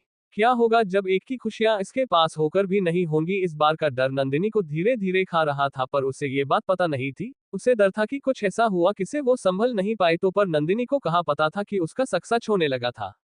चैप्टर 26, शैतान की बारी। इशिका को दक्ष ने बेड पर बिठाया और इशिका को एक गिलास पानी दिया। तभी दक्ष का फोन बजा। दक्ष ने फोन उठाया तो दूसरी तरफ से किसी ने कहा, डॉक्टर दक्ष, आप जल्द से जल्द लैब में आ जाइए, यहाँ एक प्रॉब्लम हो गई है। दक्ष ने ये सुना तो अपनी गर्दन मसलते हुए बोला, क्या? दूसरी तरफ से किसी ने कहा, सर, आप जिस रोबोट पर काम कर रहे थे वो आउट ऑफ कंट्रोल हो गया है। We can't handle it. Daksh ने इशिका को देखा जो पानी पी रही थी और फोन पर बोला, कमिंग, और फोन काटकर इशिका से बोला, इशिका, एक इमरजेंसी गई तो? पर इशिका ने उसकी बात काटते हुए कहा, तुम जाओ, पर हाँ, शाम को आते हुए मेरे लिए बर्गर ले आना। दक्ष ने एक स्माइल के साथ इशिका को देखा और उसे घूरते हुए बोला, बर्गर? ये जो चाकू मरवाया है पेट में, इसके बाद भी बर्गर? 2 हफ्ते तक कुछ नहीं। और अब सो जाओ, शाम को जूस लाऊंगा। बोल दक्ष ने इशिका के माथे को चुमा और वहां से जाते हुए बोला, और हाँ, कल तैयार रहना, कल हमें कहीं जाना है। बोल दक्ष खुशी खुशी वहां से चला गया। इशिका ने जाते हुए दक्ष की स्माइल देखी और मन में बोली, पागल, और जम्हाई लेकर वो सो गई। ये शायद दवाई का असर था। सोई हुई इशिका को नहीं पता था कि उसकी जिंदगी का सबसे बड़ा तूफान समय से पहले ही आ रहा है। इंडिया के एक छोटे से गांव के छोटे से घर में एक आदमी जो करीबन 26 या 27 साल का होगा, वो अपने आदमियों की रिपोर्ट सुन रहा था। उस आदमी के हाथ में काली मोतियों की माला थी जिसे वो अपनी आंखें बंद कर घुमा रहा था। उस आदमी के सामने खड़े लड़के ने कहा, बॉस, मिस नंदिनी आजकल काफी परेशान चल रही है और इसकी वजह इशिका सिंह है। नंदिनी का नाम सुन उस आदमी ने अपनी आंखें खोली जिससे उसकी हल्की बैगनी आंखें दिखने लगी, जिसे देख लड़के ने मन में कहा, सर की आंखें ये कितनी डरवानी है। इशिका सिंह, तुम्हें तो अब भगवान भी नहीं बचा सकता। कुर्सी पर बैठा आदमी आर्यन सिंघानिया था, जो इंडिया की करीबन 70% जेट्स का मालिक था। इसका एयरलाइंस का बिजनेस था। आर्यन के फीचर्स देख कोई भी बता सकता था कि ये लड़का विदेशी है, और वो कैसे, क्योंकि आया के फीचर्स ही ऐसे थे। आर्यन ने अपनी काली मोतियों की माला को घुमाते हुए सामने खड़े लड़के से कहा, चोपड़ा मेंशन जाने की तैयारी करो। लगता है कोई किस्मत के पंजों से निकलना चाहता है। बोल आर्यन ने वापस अपनी आंखें बंद कर ली। इधर बिस्तर पर सोई इशिका की आंखें अचानक से खुली और वो बैठते हुए गहरी सांस लेने लगी। इशिका के माथे पर बहुत सारा पसीना आ रहा था। इशिका ने धीरे से कहा, आर्यन सिंघानिया, अगर तुम 6 महीने पहले वाली इशिका से पूछो कि उसे किससे डर लगता है, तो वो पक्का कहती किसी से नहीं, पर अगर तुम आज की इशिका से पूछो तो वो बिना सोचे कहेगी, आया सिंघानिया। और भला इशिका आर्यन से क्यों डरती थी? इसका जवाब तो इशिका के पुरानी जिंदगी में छुपा हुआ है। एक नोवेल जो करीबन 1000 चैप्टर्स से भी ज्यादा की हो, उसमें हमेशा कुछ खतरनाक कैरेक्टर्स होते हैं जो हीरो और हीरोइन के प्यार को बढ़ाते हैं, और उन खतरनाक कैरेक्टर में से एक था आर्यन सिंघानिया। इशिका बेड से उतरी और वार्ड में लगी खिड़की के पास आकर बाहर बारिश को देखने लगी। इस वक्त इशिका की आंखें एकदम सर्द थी। उसने बाहर होती बारिश को शून्य में देखते हुए कहा, भगवान में भरोसा करके देख चुकी हूँ, इस बार शैतान की बारी। मैं किस्मत के पंजों से निकल कर रहूंगी, और इस बार मुझे कोई नहीं रोक सकता, भगवान या शैतान, कोई भी नहीं। इशिका खिड़की से बाहर ही देख रही थी और धीरे धीरे उसके ख्याल आज से निकल बीते हुए कल में चले गए। पास्ट। नंदिनी, नंदिनी आंखें खोलो, मैं तुम्हें कुछ नहीं होने दूंगा। बोलते हुए राज बेहोश नंदिनी को जगाने की कोशिश कर रहा था। तभी डॉक्टर ने राज को साइड करते हुए कहा, मिस्टर राज, आप साइड होइए, हमें इन्हें ओरती में ले जाना है। राज ने ये सुना तो जल्दी से हटा और डॉक्टर से बोला, डॉक्टर प्लीज आप नंदिनी को बचा लीजिए। डॉक्टर ने राज के कंधे पर हाथ रख उसे सांत्वना देते हुए कहा, हम आपकी पत्नी को बचाने की पूरी कोशिश करेंगे। आप इन पेपर्स पर साइन कर दीजिए। राज ने जल्दी से वो पेपर लिए एयर साइन करके डॉक्टर को दिया। डॉक्टर ने वो पेपर नर्स को दिया और बेहोश नंदिनी को ओरती में ले गया। राज बाहर कुर्सी पर बैठ गया। ये सब देख रही इशिका, जिसे खुद काफी चोटें लगी थी, उसने अपनी मुट्ठी बंद करते हुए राज को देखा और फिर गहरी सांस लेकर राज के पास आया और बोली, राज तुम भी अपनी चोट पर दवाई लगवा लो। राज ने जब इशिका की बात सुनी तो इशिका की तरफ देखा और जैसे उसे कुछ याद आया हो वो उठा और इशिका की बाजू पकड़ उसे हॉस्पिटल के छत पर ले आया और इशिका के हाथों को कसकर पकड़ते हुए बोला, तुमने मेरी जान क्यों नहीं बचाई। इशिका राज का सवाल सुन हैरान हो गई और फिर बोली, राज मैंने कोशिश की थी, मैं तुम्हें उस पिलर के नीचे से निकलना चाहती थी पर कैसे ये मुझे समझ में आ रहा था, पर नंदिनी वहां पर आ गई और उसने तुम्हें पिलर के नीचे से निकल लिया, तो इसमें मैं क्या करती। मैं सोच रही थी कि मैं तुम्हें बचाऊं पर कैसे मेरा दिमाग उस वक्त काम नहीं कर रहा था। इशिका ने रोते हुए राज को बोला। राज ने रोती हुई इशिका को देखा और जिसमें बोला, तुम सोच रही थी और अगर मैं मर जाता तो, अगर नंदिनी वहां पर नहीं आई तो, जानती भी हो क्या हो सकता था। इशिका ने राज के हाथ को पकड़ते हुए कहा, राज मैं सच में तुम्हें वहां से निकाल लेती पर नंदिनी। राज ने इशिका की बात को काटते हुए कहा, तो क्या अब तुम ये कहोगी कि नंदिनी ने तुम्हें मौका नहीं दिया। इशिका ने गुस्सा होते राज को देखा और फिर अचानक से हंसी और बोली, राज तुम इसलिए गुस्सा हो ना कि मैं नंदिनी की जगह नहीं हूं और नंदिनी बिस्तर पर मौत और जिंदगी के बीच जूझ रही है। इशिका की बात सुन राज हैरान रह गया और उसमें इशिका का हाथ छोड़ दिया और वो बोला, नहीं पर। इशिका ने राज की बात को काटते हुए कहा, बस राज मुझे तुम्हारी झूठी एक्सप्लेनेशन नहीं सुननी। राज अगर मैं नंदिनी की जगह होती तो क्या तुम ऐसे ही परेशान हो रहे होते। राज इशिका के सवाल का जवाब नहीं दे पाया। राज की चुप्पी सुन इशिका वहां से जाते हुए मन में बोली, राज मेरे सर पर भी चोट लगी थी जब मैं तुम्हें उस आग में ढूंढ रही थी, मेरे हाथ भी जल गए थे जब मैं तुम्हें पिलर के नीचे से निकलने की कोशिश कर रही थी, मेरे पैरों में भी खरोंचें लगी थी जब मैं पिलर को उठाने के लिए कुछ ढूंढ रही थी, पर तुम्हें ये सब नहीं दिखा, मेरे कपड़े भी फट गए हैं पर तुम्हें वो भी नहीं दिखा। मन में बोलते हुए इशिका वहां से बिना राज को देखे चली गई। प्रेजेंट। दक्ष किसकी के पास खड़ी लकड़ी को ना जाने कब से देख रहा था। दक्ष आगे बढ़ा और अपना कोट निकाल इशिका को पहनाते हुए धीरे से उसके कान में बोला, मिस सिंह आप क्या मेरे ख्यालों में कोई हुई है। चैप्टर 27 मिस्टर रॉय मुझे सस्ती चीजें पसंद नहीं। इशिका ने दक्ष के हाथ को पकड़ा और अपने हाथों में भरकर अपने चारों ओर लपेट खड़ी हो गई। दक्ष ने अपनी पकड़ इशिका के कमर में कस लिया और इशिका के कान में बोला, मिस सिंह। इशिका ने बाहर देखते हुए कहा, मिस्टर रॉय अगर कभी आप मरने वाले हो और मैं आपको ना बचा सकूं तो आप क्या मुझ पर गुस्सा करेंगे। दक्ष ने इशिका के कंधे पर सर रख बाहर बारिश को देखते हुए कहा, मैं ऐसा दिन कभी आने ही नहीं दूंगा और अगर आया तो चिंता मत करिए, मैं स्वर्ग हो या नर्क, वहां से यमराज हो या भगवान, सबसे लड़कर वापस आ जाऊंगा क्योंकि मुझे पता है मेरे अलावा मेरी मिस सिंह के पास कोई नहीं है, तो मैं आपको कभी भी अकेला नहीं छोड़ूंगा। दक्ष की बात सुन इशिका मुस्कुराए और उसे वही रात वापस याद आ गई। पास्ट। इशिका हॉस्पिटल से निकल बाहर सड़क पर बारिश में भीगे जा रही थी, तभी किसी ने उसके ऊपर एक कोट डाला और छाता उसके सर के ऊपर लगाकर बोला, मिस सिंह आप कभी अपना ख्याल नहीं रखती, आप कितनी बिखरी हुई है, अंग्रेजी में जिसे मिस कहते हैं। ये चार्मिंग आवाज जिसका मालिक हमेशा उसे परेशान करने आ जाता है, उसे कैसे इशिका नहीं पहचान पाती। हर बार की तरह आज इशिका चिल्लाई नहीं बल्कि रुकी, पर बिना दक्ष को देखे बोली, मिस्टर रॉय अगर मैं कभी आपकी जान नहीं बचा पाई तो क्या आप मुझे ब्लेम करेंगे। आज 3 साल 6 माह 8 ने तक इशिका का पीछा करने के बाद पहली बार इशिका ने दक्ष से कुछ पूछा था। दक्ष ने इशिका को छाए से अच्छे से ढकते हुए कहा, नहीं मैं मिस सिंह को कभी ब्लेम नहीं करूंगा क्योंकि मैं ऐसा कभी होने ही नहीं दूंगा, और अगर आप मुझे बचा नहीं पाए तो भी मैं आपको कभी ब्लेम नहीं करूंगा क्योंकि मैं तो इतने में ही शांति से मर सकता हूं कि आपने मुझे बचाने की कोशिश तो की। इशिका ने अपने सामने खड़े लड़के को देखा जो बारिश में भीग रहा था। सफेद शर्ट ब्लैक पैंट में ये लड़का कितना हॉट लग रहा था, उसके होठों की मुस्कान कितनी असली थी, उसकी नीली आंखों में जैसे बस वो ही थी। प्रेजेंट। इशिका दक्ष के बुलाने से होश में आए और दक्ष के हाथ को कसकर पकड़ते हुए बोली, मिस्टर रॉय आप फ्लर्ट अच्छे से कर लेते हैं। दक्ष ने इशिका के कान को हल्के से काटते हुए कहा, अब क्या करूं, मेरी बिल्ली मुझसे बात ही नहीं करती अगर मैं उससे फ्लर्ट ना करूं।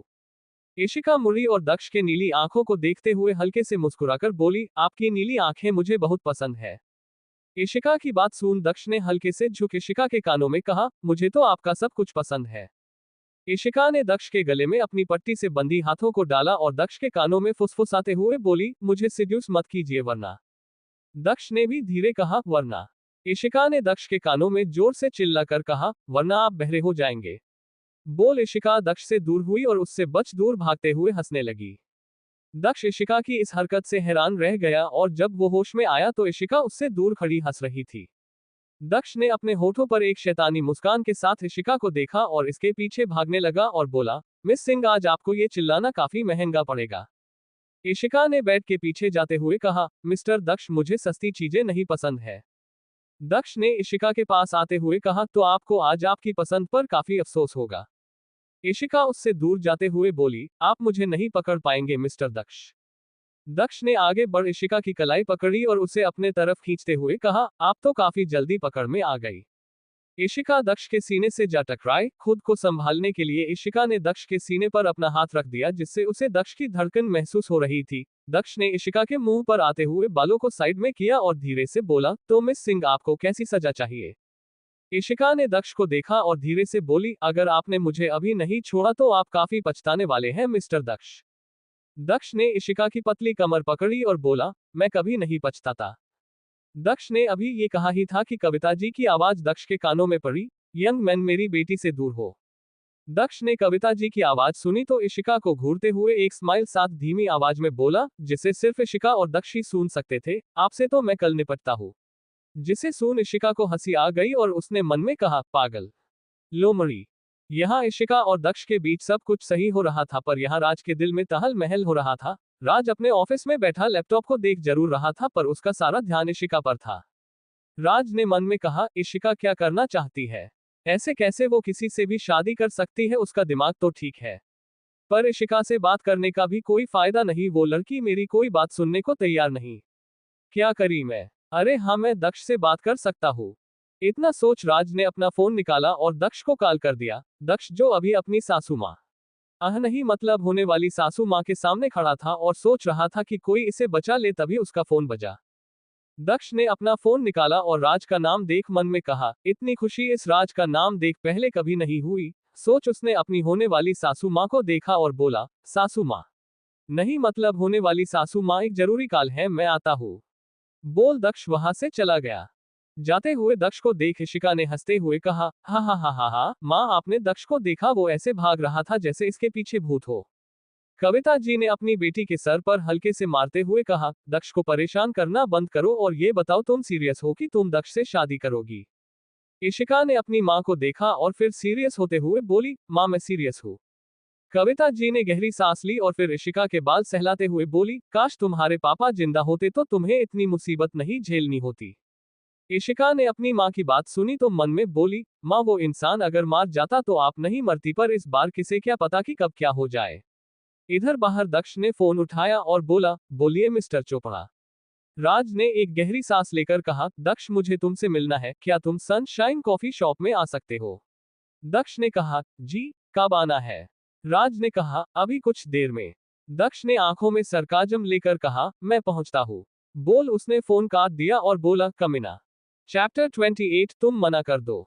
Sunshine coffee shop. दक्ष ने ब्लैक कॉफी की एक घूंट ली और बोला, मिस्टर चोपड़ा मेरे पास ज्यादा टाइम नहीं है, आप जल्दी से अपनी बात बोलिए। राज ने अपनी मुट्ठी कसकर बंद करी और फिर गहरी सांस लेकर बोला, दक्ष तुम इशिका से शादी करने से मना कर दो। वो अभी गुस्से में है इसीलिए उसे अभी ये एहसास नहीं हो रहा कि उसे क्या करना चाहिए। दक्ष ने अपनी ब्लैक कॉफी की एक और सिप लेते हुए मन में कहा, इस आदमी को अगर मैं अपने नेक्स्ट एक्सपेरिमेंट में यूज करूं तो क्या इशिका मेरा गला दबा मुझे मार देगी। हो सकता है, हाय मेरी किस्मत। सोचते हुए मन में ही दक्ष ने राज 100 गालियां दी और फिर सीरियस होते हुए राज से बोला, मिस्टर चोपड़ा ये फैसला मेरा है, मेरी जिंदगी के बारे में तो मुझे नहीं लगता कि मुझे आपसे सलाह लेनी चाहिए, और रही बात मिस सिंह की तो आप उनसे बात कर लीजिए, पर मैं इस शादी से मना नहीं करूंगा, थैंक्स फिर कॉफी। बोल दक्ष उठा और वहां से निकल गया। दक्ष गाड़ी में बैठा और अपना फोन निकाल किसी को कॉल कर बोला, साहिल इस राज का कुछ कर वरना मैं इसे अपना नेक्स्ट एक्सपेरिमेंट टेस्टर बना दूंगा। साहिल जो इस वक्त एक क्लब में बैठा था उसने हंसते हुए कहा, क्या भाई राज ने अब क्या कर दिया जो तेरा गुस्सा इतना ज्यादा बढ़ गया है। दक्ष ने एक सिगरेट निकाली और उसे पीते हुए बोला, वो साला मेरी इशिका से मुझे शादी करने के लिए मना कर रहा है। साहिल ने अपने दारू का एक पैग लगाते हुए कहा, ओ तो तेरी मिस सिंह मान गई, बधाई हो। दक्ष ने अपनी सिगरेट का कश लेते हुए कहा, राज चोपड़ा को केपी की डील चाहिए ना, वो डील तेरी। साहिल जो अब तक मजाक के मूड में था उसने जब दक्ष की बात सुनी तो सीरियस होते हुए बोला, सच में। दक्ष ने अपनी सिगरेट को अपनी उंगली से मसल बुझाते हुए कहा, हाँ बिल्कुल, साला बड़ा आया मेरी शादी को तोड़ने वाला। बोल दक्ष ने फोन काट किसी को मैसेज किया और अपनी सीट से सर टिका बोला, मिस सिंह आप क्या क्या करवाएंगी। रात का वक्त, इशिका का घर। इशिका अपने रूम में खड़ी खिड़की के बाहर देखते हुए राधे से बोली, राधे मेरा एक काम करोगे। राधे ने कहा, बोलिए मिस सिंह। इशिका ने अपने सपने के बारे में सोचा और फिर बोली, मुझे आर्यन सिंघानिया की सारी इंफॉर्मेशन चाहिए, उसके पैदा होने से आज तक की सारी, और पता लगाओ कि वो यहाँ आ रहा है। राधे ने अपना सर झुकाया और बोला, जी, और वहां से निकल गया। इशिका मुड़ी और अपने अलमारी के एक कोने में रखे काली मोतियों की माला निकली और उसे पकड़ देखते हुए बोली, आर्यन सिंघानिया इस बार तो तुम सब खोगे, अपनी नंदिनी से लेकर अपनी जान तक। बोल नंदिनी ने वो काले मोतियों की माला तोड़ दी। मोतियां धीरे धीरे सभी जगह फैल गई। यहाँ अंश अपने कमरे में बैठा काफी परेशान हो रहा था, तभी रोशनी कमरे में आए और अंश के बगल में बैठते हुए बोली, भाई कैसा है तू। अंश ने रोशनी को देखा और चिड़चिड़ा होते हुए बोला, रोशनी यार अभी मुझे बात नहीं करनी। रोशनी ने चिड़चिड़े अंश को देखा और फिर कंफ्यूज होकर बोली, यार तू परेशान क्यों है और इतना चिड़चिड़ा क्यों हो रहा है। रूखे तो खुश होना चाहिए ना कि वो इशिका भाई भाभी की जिंदगी से चली गई और अब तो वो उस दक्ष से शादी कर रही है, परसों उसकी सगाई भी है। रोशनी की बात सुन अंश हैरान होते हुए बोला, क्या वो सगाई कर रही है और वो भी दक्ष से। रोशनी ने खुश होते हुए कहा, हाँ और तुझे पता है भाई भाभी की शादी की डेट जल्द ही फिक्स हो जाएगी, आज दादी बड़े पापा से कह रही थी। अंश ने बेड पर बैठते हुए कहा, यार रोशनी अभी तू जा, मुझे अभी तुझसे बात करने का मन नहीं है। रोशनी ने मुंह बनाकर अंश को देखा, फिर खड़ी होकर बोली, ठीक है मैं जा रही हूँ। बोल वो कमरे से निकल गई। रोशनी के जाने के बाद अंश ने इशिका को कॉल किया। इशिका अपने बिस्तर पर लेटी अंश के आ रहे कॉल को देख बोली, लो अब मेरे अगले दाव की बारी। बोल वो हंसी और कॉल पिक कर बोली, हेलो। अंश ने जल्दी से इशिका से पूछा, इशिका तुम दक्ष से सगाई कर रही हो। इशिका ने कहा, हाँ वो क्या है ना, मेरा एक दोस्त बोल रहा था कि उसके भाई भाभी एक दूसरे से बहुत प्यार करते हैं, तो अब मैं सोच रही थी कि मैं भी वैसा ही प्यार क्यों ना ढूंढूं, तो मुझे मिस्टर रॉय दिखे, उन्होंने मेरी जान 2 बार बचाए, मेरा ख्याल रखा, तो मैंने सोचा क्यों ना इस जेंटलमैन को मेरे साथ बांध लिया जाए। तुम क्या कहते हो अंश।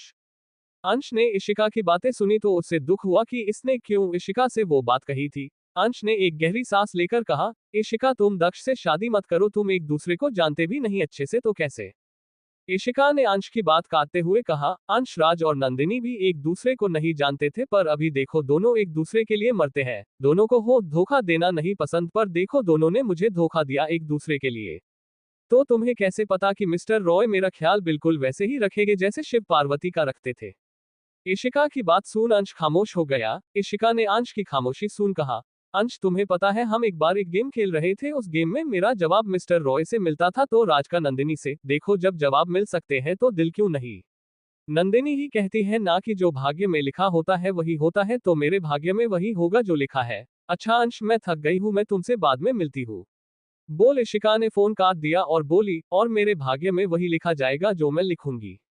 दिल्ली के एक पॉज इलाके में एक 13 साल की बच्ची एक 47 साल के आदमी के गोद में बैठी बोल रही थी, पापा वो अच्छी दीदी का कॉल आया था जिन्होंने मेरी जान बचाई थी। वो बोल रही थी कि वो मुझे परसों किसी से मिलेंगी।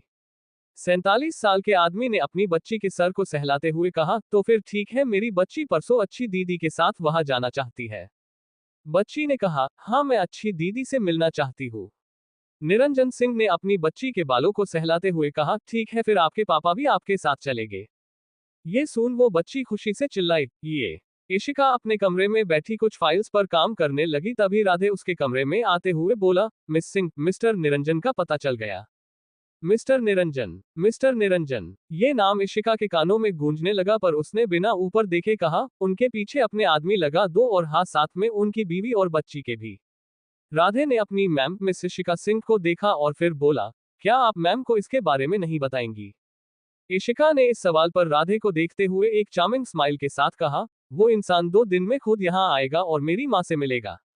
राधे अपनी मैम की स्माइल देख हैरान रह गया और फिर जल्दी से वहां से निकलते हुए बोला, राधे मिस सिंह से दूर रह, वरना अगर उस लोमड़ी को पता चला ना तो वो तेरा कीमा बना देगा। हाय मेरी जिंदगी कैसी बॉस मिली है, उसका कहा मानो तब भी पनिशमेंट और ना तब भी। बोल राधे को कविता जी की झाड़ू याद आ गई जो उस पे दोपहर में पड़ी थी और वो बोला, आह माँ। चैप्टर 29 वो पागल है उसके लिए। अगली सुबह Ishika white off shoulder silk dress में रेडी हुई और अपनी हाई हील में तैयार होकर दक्ष को कॉल किया। दक्ष, जो अभी अपने लैब में खड़ा कुछ रोबोट्स पर कल शाम से कॉल कर रहा था। दक्ष की नीली आंखें इस वक्त काफी फोकस थी और उसका चेहरा काफी सीरियस था। इस वक्त दक्ष अपने रोज के इशिता के सामने कैरिंग, साहिल के साथ फ्रैंक और राज के साथ चिड़चिड़े बिहेवियर से अलग बिल्कुल ऐसा लग रहा था कि जैसे उसे दुनिया जहां से कोई मतलब ही ना हो। दक्ष का फोन बजा। दक्ष ने अपना फोन उठाया और सर्द आवाज में बोला, हेलो। इशिका ने दक्ष की आवाज सुनी तो अपनी जीभ दांत के बीच रख मन में सोचा, लगता है मेरी लोमड़ी अभी फ्री नहीं। दक्ष ने जब कोई आवाज नहीं सुनी तो उसने अपना फोन कान से हटा नंबर देखा। ये इशिका का नंबर था। देख दक्ष के सर्द भाव तुरंत ऐसे बदले जैसे गिरगिट अपने रंग बदलता हो और वो एक मुस्कान के साथ बोला, मिस सिंह, आपने मुझे याद किया। इशिता ने अपनी कार का दरवाजा खोला और कार में बैठते हुए राधे को कार चलाने का इशारा कर वो दक्ष से बोली, मिस्टर रॉय, कल आपने मुझे शायद सुबह तैयार होने को कहा था। दक्ष ने जब ये सुना तो उसने मन में राज को फिर हजार गलियां दी, क्योंकि कल राज से बात करने के बाद दक्ष का मूड खराब हो गया और फिर उसने साहिल से बात की और सीधे लब में आ गया। फिर उसे टाइम का पता ही नहीं चला। दक्ष अपने ख्याल से बाहर आया और इशिता से बोला, इशू, तुम मेरा वेट डॉक्टर ज्वेलरी के शॉप में करो, मैं जल्द ही आता हूँ, बाय। बोल राज ने अपने प्रोटेक्शन ग्लासेस निकले और अपने शॉक्ड जूनियर्स को देख जल्दी से अपना लैब कोट निकलते हुए बोला, अपना काम करो और हाँ, नेक्स्ट टाइम इतने सिली मिस्टेक करने से पहले यहाँ से निकल जाना, समझे। बोल दक्ष जल्दी से वहां से निकल गया। अंदर लैब में खड़े एक जूनियर ने अपने सीनियर को देख हैरानी में पूछा, सर, ये सच में सीनियर दक्ष ही थे ना। सीनियर ने जूनियर की तरफ देख एक गहरी सांस ली और बोले, ये दक्ष ही था, पर जिसका फोन था उसके लिए पागल है ये साइंटिस्ट। इधर दक्ष जल्दी से अपने अपार्टमेंट गया और एक क्विक शावर लेकर अलमारी से जल्दी से एक व्हाइट शर्ट निकाली और एक ब्लैक पैंट और अपने बालों को बिना सुखाए वो जल्दी से वहां से निकल गया। यहाँ इशिका की गाड़ी अपनी ज्वेलरी स्टोर के सामने रुकी ही थी कि तभी वहां पर एक गाड़ी फुल स्पीड में आई और रुकी। इशिका अपने गाड़ी से निकली और वो स्टोर में जाने लगी। तभी उसे किसी ने जवाब दिया, मिस सिंह। ये आवाज सुन इशिका के चेहरे पर एक मुस्कान आ गई और वो मुड़ी और अपने पागल दक्ष को देखा, जिसे देखते ही इशिका को हंसी आ गई और वो हंसने लगी। जहां इशिका दक्ष को देख हंस रही थी वहां दक्ष इशिका को देख हैरान था, क्योंकि सिल्क के ऑफ शोल्डर स्लिट ड्रेस में इशिका बहुत हॉट लग रही थी। इशिका दक्ष के पास आए और दक्ष को ऊपर से नीचे तक देख बोली, मिस्टर रॉय, आप ये मत कहिएगा कि आप अभी हो नहा कर आए हैं। दक्ष ने इशिका के चेहरे की मुस्कान देखी और फिर उसके कान लाल हो गए, पर उसने अपने चेहरे पर अपनी चार्मिंग स्माइल बिखराई और इशिका के सामने झुकते हुए बोला, मिस सिंह, आप ये मत कहिएगा कि आप मेरे लिए इतने अच्छे से तैयार हुई है। इशिका ने दक्ष के नीली आंखों में देखते हुए धीरे से अपनी होश उड़ा देने वाली आवाज में कहा, मिस्टर रॉय, आप। इशिका की आधी बात सुन दक्ष ने कहा, मैं। इशिका ने धीरे से दक्ष के कान के पास अपने होठ लाकर कहा, आपके लाल कान मुझे बहुत पसंद है। बोल इशिका हंसने लगी।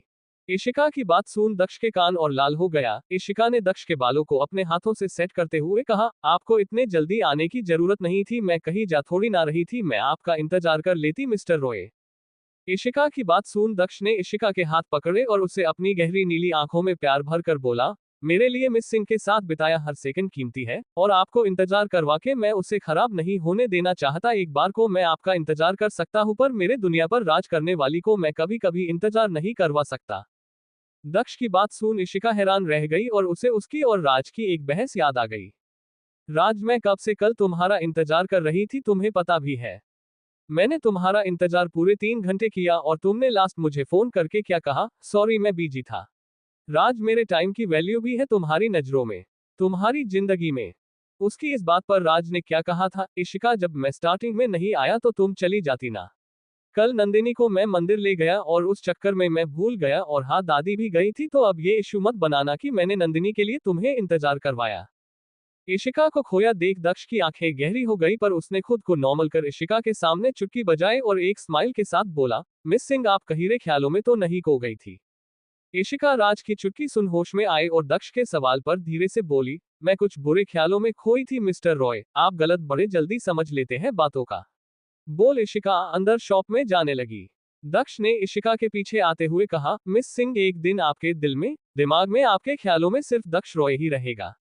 दक्ष की बात सुन इशिका मुस्कुराए और मन में बोली, पागल लोमड़ी, और दक्ष के साथ रिंग सेक्शन में चली गई। चैप्टर 30, वो असलियत नहीं पर। दक्ष इशिका के साथ रिंग देखने वाले काउंटर बैठा, तभी मैनेजर जल्दी से उसके पास आते हुए बोला, सर। दक्ष ने मैनेजर को देख कहा, जो रिंग मैंने बनाने को कही थी वो रेडी है। मैनेजर ने जल्दी से कहा, यस सर, मैं अभी उन्हें लाया। बोल मैनेजर वहां से चला गया। इशिका ने अपने बगल में बैठे लोमड़ी नहीं दक्ष को देख अचानक से पूछा, मिस्टर रॉय आप नंदिनी से सच में सगाई कर लेते अगर मैं आपका रिश्ता नहीं तोड़ती? दक्ष ने इशिका की बात सुन उसे देखा और अपनी गहरी नीली आंखों से उसे देखते हुए सीरियसली बोला, नहीं मैं उससे सगाई कभी नहीं करता, मैं तो बस उसके कुछ टेस्ट करना चाहता था। दक्ष की बात सुन इशिका ने कंफ्यूज होते हुए कहा, टेस्ट? किस बात का? दक्ष ने इशिका की तरफ देखते हुए कहा, नंदिनी के साथ कुछ अजीब है। अब मैं तुम्हें कैसे समझाऊं? देखो ऐसा है कि नंदिनी जैसी है वो उसकी असलियत नहीं है पर वो झूठ भी नहीं है। वो एक इल्यूशन मिराज की तरह है को उसकी सारी गलतियों को भी ऐसा बना देता है जैसे वो बिल्कुल सही हो। चलो मैं तुम्हें एक एग्जाम्पल देता हूँ, जैसे कि मानो कि तुमने किसी का खून कर दिया तो लोग तुम्हें कहेंगे कि तुमने उसे मार दिया या तुम जेल जा सकती हो, पर नंदिनी के साथ ऐसा नहीं होगा। उसने किसको मारा होगा उसकी सारी गलतियां नंदिनी को बचा लेंगी और लोग नंदिनी को कहेंगे कि उसने ये अच्छा किया। उसके आसपास एक मिराज है जो कुछ भी नॉर्मल नहीं रहने देता। दक्ष की बातें इशिका को हैरान करने के लिए काफी थी। इशिका ने अपनी पुरानी जिंदगी नोवेल सब सोचा, फिर उसने दक्ष को देखते हुए कुछ सोचकर कहा, ये ऐसा है जो उसकी रियलिटी नहीं होकर भी उससे फेक नहीं बनती, राइट? ऐसा कि जो सही और गलत के बीच में है। दक्ष ने आते हुए मैनेजर को देख कहा, हाँ और ये अजीब है, और ये सिर्फ नंदिनी नहीं काफी लोगों के साथ है जो नंदिनी के साथ कांटेक्ट में आते हैं। पर दक्ष मैनेजर को देखने के चक्कर में इशिका के गहरी जो चुकी आंखों को नहीं देख पाया। अगर दक्ष इस बार इशिका के आंखें देखता तो वो हैरान रह जाता, क्योंकि इशिका की सिर्फ पुतलियां ही नहीं पूरी आंख काली हो चुकी थी और वो हल्का काला धुआं फेंक रही थी, पर तुरंत ही वो सब गायब हो गया और इशिका को पता भी नहीं चला कि उसके साथ क्या हुआ। इशिका ने अपने कांपते हाथों से दक्ष के हाथ को पकड़ कहा, मेरे साथ भी है। दक्ष ने इशिका की हालत देखी और उसकी आंखें और गहरी हो गई और उसने इशिका के बालों को सहलाते हुए प्यार से कहा, हाँ पर तुम्हें चिंता करने की जरूरत नहीं है, तुम्हारे पास मैं हूँ। तुम मेरे साथ कहीं चलोगी इसके बाद? इशिका दक्ष की बात समझ गई कि दक्ष उससे इस बारे में बात करना चाहता है, तो उसने कहा, हाँ। मैनेजर ने इशिका और दक्ष के सामने दो अंगूठियों को रखा जो काफी सिंपल होते हुए भी काफी एलिगेंट थी। इशिका ने एक अंगूठी को उठाया और उसे देखने लगी। उस अंगूठी में एक नीला डायमंड था जिसमें हल्के सफेद डायमंड दिख रहे थे जो रात के नीले बादल का इल्यूजन देते। इशिका ने अंगूठी को देखते हुए कहा, यह बहुत ही प्यारा है। दक्ष ने इशिका की तरफ प्यार से देखते हुए मन में कहा, प्यारा कैसे नहीं होगा, रॉय परिवार की खानदानी अंगूठी जो है। ये अच्छा हुआ कि आपको पसंद आया, वरना माँ से कुछ गलियां एयर डांट खाकर मैं इसे बदलवा ही देता। सोच दक्ष मुस्कुराया। दक्ष अभी मुस्कुरा ही रहा था कि उसका फोन बजा। दक्ष ने फोन निकाला और देखा तो ये उसकी माँ का कॉल था। दक्ष ने कॉल पिक किया तो दूसरी तरफ से एक औरत की औहदे वाली स्ट्रिक्ट आवाज गुस्से से भरी हुई आई, दक्ष रॉय तुम सगाई कर रहे हो? दक्ष ने फोन को कान से दूर किया और मैनेजर को कुछ इशारा किया, जिसे देख मैनेजर ने रिंग सेक्शन जल्द ही खाली करवा दिया और वहां से गायब हो गया। दक्ष ने फोन स्पीकर पर रखा और बोला, हाँ माँ मेरी कल सगाई भी है, आप आओ। दक्ष की माँ अंतरा जी जो दूसरी तरफ थी वो दक्ष की बात सुन कैसे फट गई हो और गुर्राते हुए बोली, दक्ष रॉय मैं तुम्हें बेदखल कर दूंगी। दक्ष ने ये सुना तो खुश हो गया और बोला, माँ आप कब मुझे बेदखल करेगी?